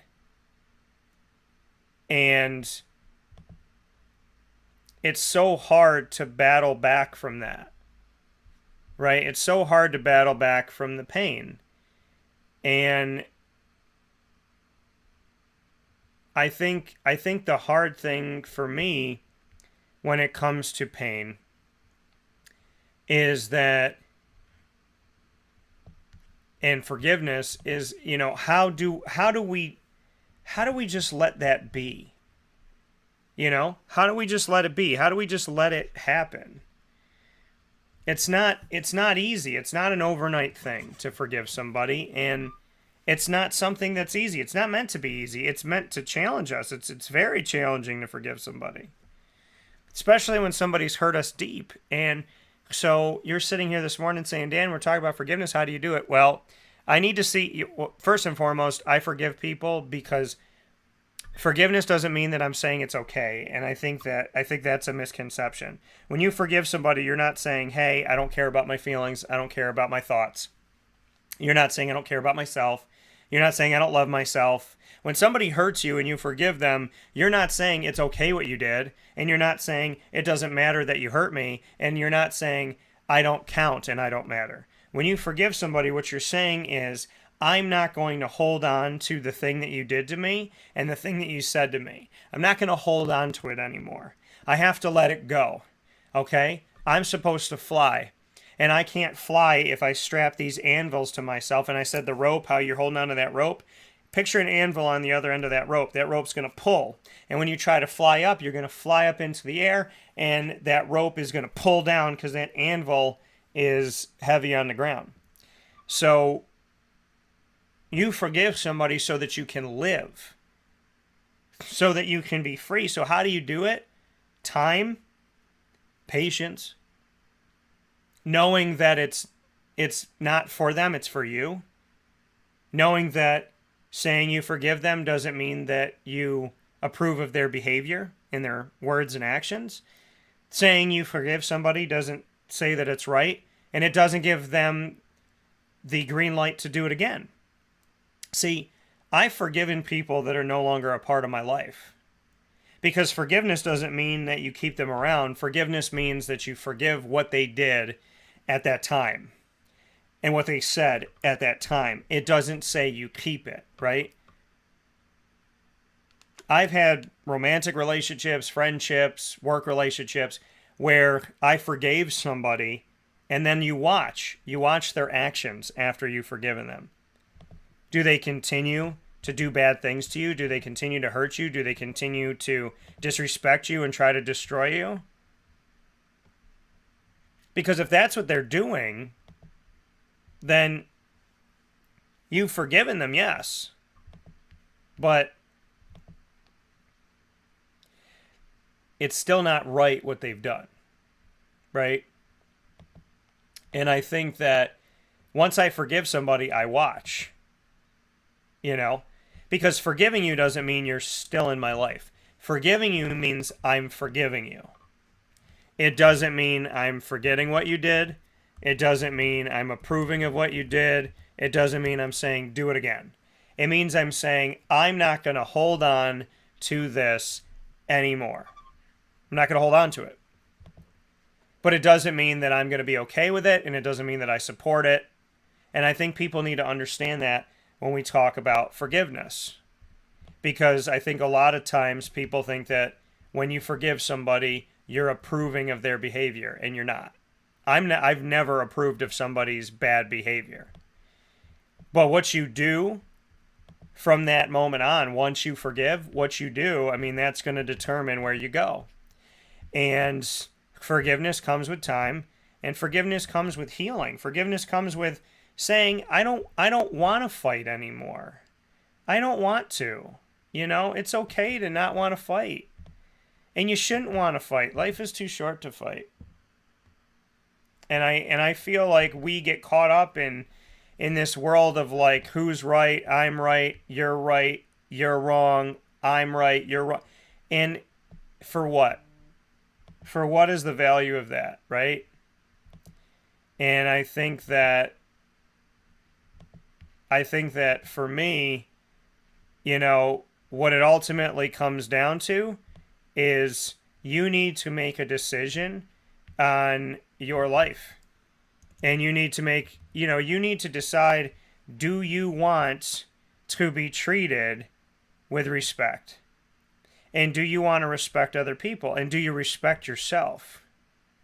And I think that is incredibly important. Because the way you treat yourself, if you hold on to all this anger and you hold on to all this rage, then you're doomed to become that, You're doomed to become the anger and rage that you don't like. And who wants to do that? So I think, we need to grow, and we need to grow together. And I'm so proud of the people that have grown. And I'm so proud of the people that have shown themselves and have really decided to be better, because life is about steady improvement. We're never going to be perfect. We're never going to do everything right, but it's about steady improvement. And until we learn how to steadily improve together, we're going to be in a bad way. So I implore you to be the best that you can be. I implore you to be the kindest that you can be. I implore you to do the best that you can do. And when forgiveness comes your way, always forgive. It doesn't mean forget. It doesn't mean it's okay. It doesn't mean that the behavior is fine. And it doesn't mean you need to keep that person in your life. But forgive the people that hurt you and forgive the things that happen, because life is way too short to hold on to all that hate. Forgiveness, for me, I learned how to do it. And once I learned that it wasn't for him and it wasn't for anybody else but me when it comes to my life, I realized that I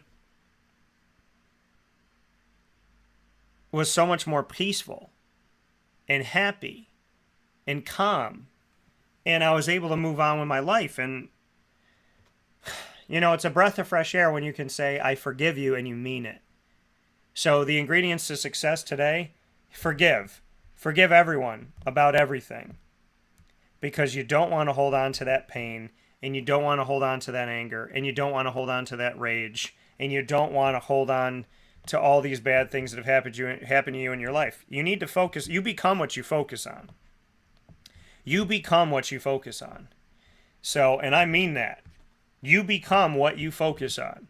So if you focus on negativity, you will become a negative person. If you focus on positivity, you'll become a positive person. But you need to focus and you need to get right with yourself. So be a good person, love your life, be happy, celebrate your life every day.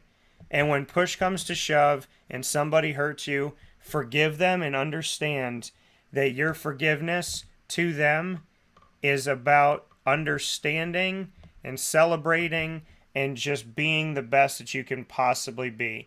You deserve to be happy at all times, and you deserve to you deserve the best. You deserve the absolute best. Remember that. You deserve the absolute best. And don't ever let anybody tell you any different. Be a good person, celebrate your life, and just be happy every day you got, okay? Because life is fleeting, and it's important to enjoy the moments we have. Those are the ingredients to success, proudly brought to you by Avicolli's on the corner of Route 57 and Wetzel Road in Liverpool, New York, minutes from Liverpool High School. I want to thank my fantastic guest today, Papa Joe, and of course, Miss Patty Viverito. Joining us here is the commissioner of the Pioneer Football League, commissioner of 2 different conferences / leagues, the Missouri Valley Football Conference as well as the Pioneer Football League. So a big shout out to Patty Viverito, and thanks to Avicolli's for the ingredients to success. You can tune in live to Wake Up Call with Dan Tortora every Monday through Friday from 9 a.m. to 11 a.m. Eastern Time on YouTube.com, Facebook.com, and MixLR.com/WakeUpCallDT. You can also go to WakeUpCallDT.com's homepage, bookmark it, share it, love it up. Ton of pages there for you to enjoy. And of course, you can go to Facebook.com/LiveNowDT as well. Once the shows go live, they jump into the archives on Stitcher, Spotify, as well as TuneIn, MixLR, YouTube, iTunes, and Apple Podcasts, Podbean, iHeartRadio, and more, including Amazon Music, Audible, and you can ask Alexa to play the latest episode of Wake Up Call with Dan Tortora, and you can ask your Google devices to do that as well, and they will play for you Wake Up Call with Dan Tortora. So make sure that you go there today and celebrate the show with over 1,600 episodes right now that are airing. So make sure you go check that out. A big thanks to our Central and Upstate New York partners for all that you do and all that you are. We cannot thank you enough for your incredible support. And that goes out to Cafe Cubal, Carvel DeWitt, the Wildcat Sports Pub, Avicolli's, as well as Canine Camp Dog Daycare, PB&J's Lunchbox, Canine Campground Dog Boarding, Ma and Pa's Kettle Corn and Popcorn Factory, Chick-fil-A Cicero and Chick-fil-A Clay, Pizza Man, Honda City of Liverpool, and Mother's Cupboard. Wake Up Call with Dan Tortora is also the proud exclusive multimedia marketing partner of your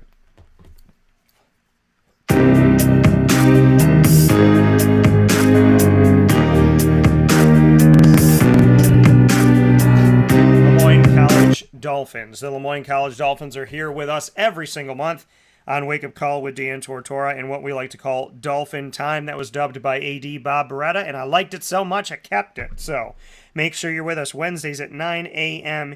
Eastern Time and hang out with Wake Up Call with Dan Tortora and make sure that you're here with us. Wednesdays at 9 a.m. Eastern Time, every first and third Wednesday with AD and DT, with Athletics Director Bob Beretta and myself, Dan Tortora, providing you new content when it comes to the Lemoyne College Dolphins. And no broadcast and no media outlet has chronicled Lemoyne's potential move to Division I more than we have. We had the exclusive first conversation and 3 exclusive updates to that, including the one this week that you can go back and watch on youtube.com/wakeupcalldt. You can also go back to the content on the Lemoyne tab of wakeupcalldt.com for our library of AD and DT, as well as Dolphin Dive, which comes to you every second and fourth Wednesday of each month. Dolphin Dive, diving into the stories of administration, student athletes, coaches, as well as future Dolphins and alumni, all here on Wake Up Call with Dan Tortora. So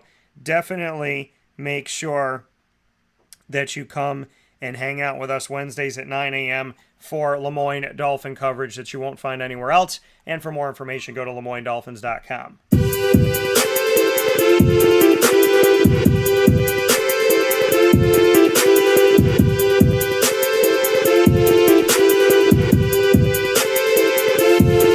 The Marywood University Pacers also here with us as exclusive multimedia marketing partners. Always appreciate all that the Pacers do, and I am a proud Pacer. That is my alma mater, and I love them very, very much. So the Marywood University Pacers coming to you on Fridays with new editions of what we like to call Pacer Pride. It's all about Pacer Pride, so it was fitting that we call our segment Pacer Pride, and I have a lot of Pacer Pride. I would put my Pacer Pride up against the best of them, so make sure you hang out with us on Fridays around 10:30 a.m. Eastern Time as we feature our Marywood University Pacers, and we love having the opportunity to share those stories with you from student athletes as well as administration and coaches. You can check those out by going to youtube.com/wakeupcalldt, as well as subscribing to wakeupcalldt.com and going to the Marywood tab, which you can bookmark for more information on your Pacers. Go to marywoodpacers.com.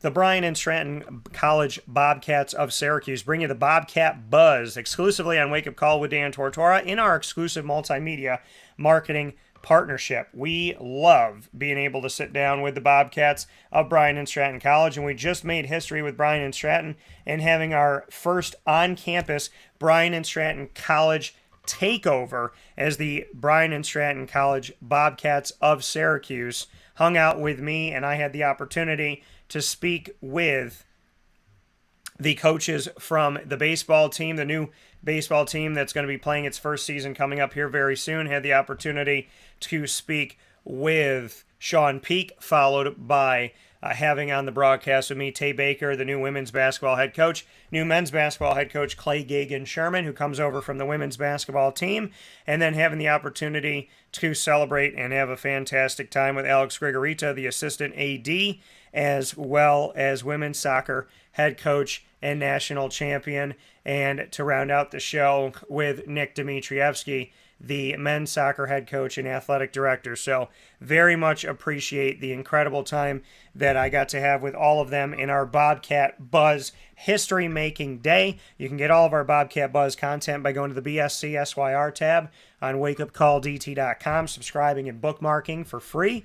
And of course, you can subscribe for free to our YouTube channel on youtube.com/wakeupcalldt. So many thanks to the Bobcats. You can get more information on your Bobcats by going to syracuse.bscbobcats.com.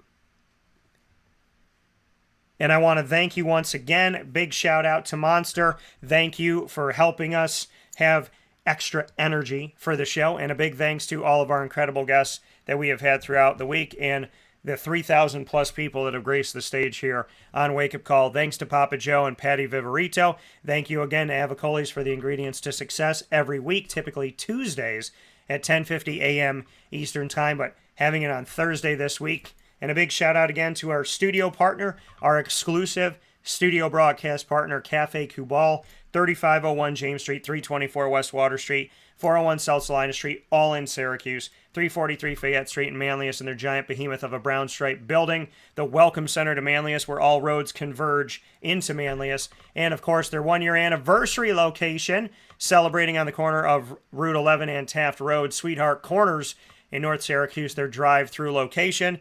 And I will be out there tomorrow doing Wake Up Calls. Friday broadcast will be TGIF outside. I was going to say TGIF in it, but F in it is, usually a swear word.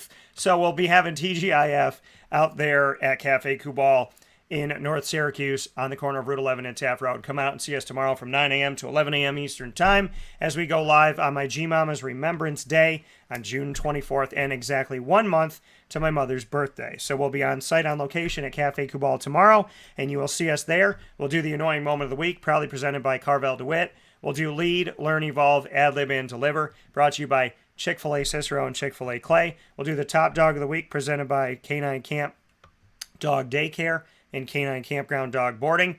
And, of course, we will have a lot of fun with some special content from Cafe Kubal. So we'll see you out there tomorrow morning.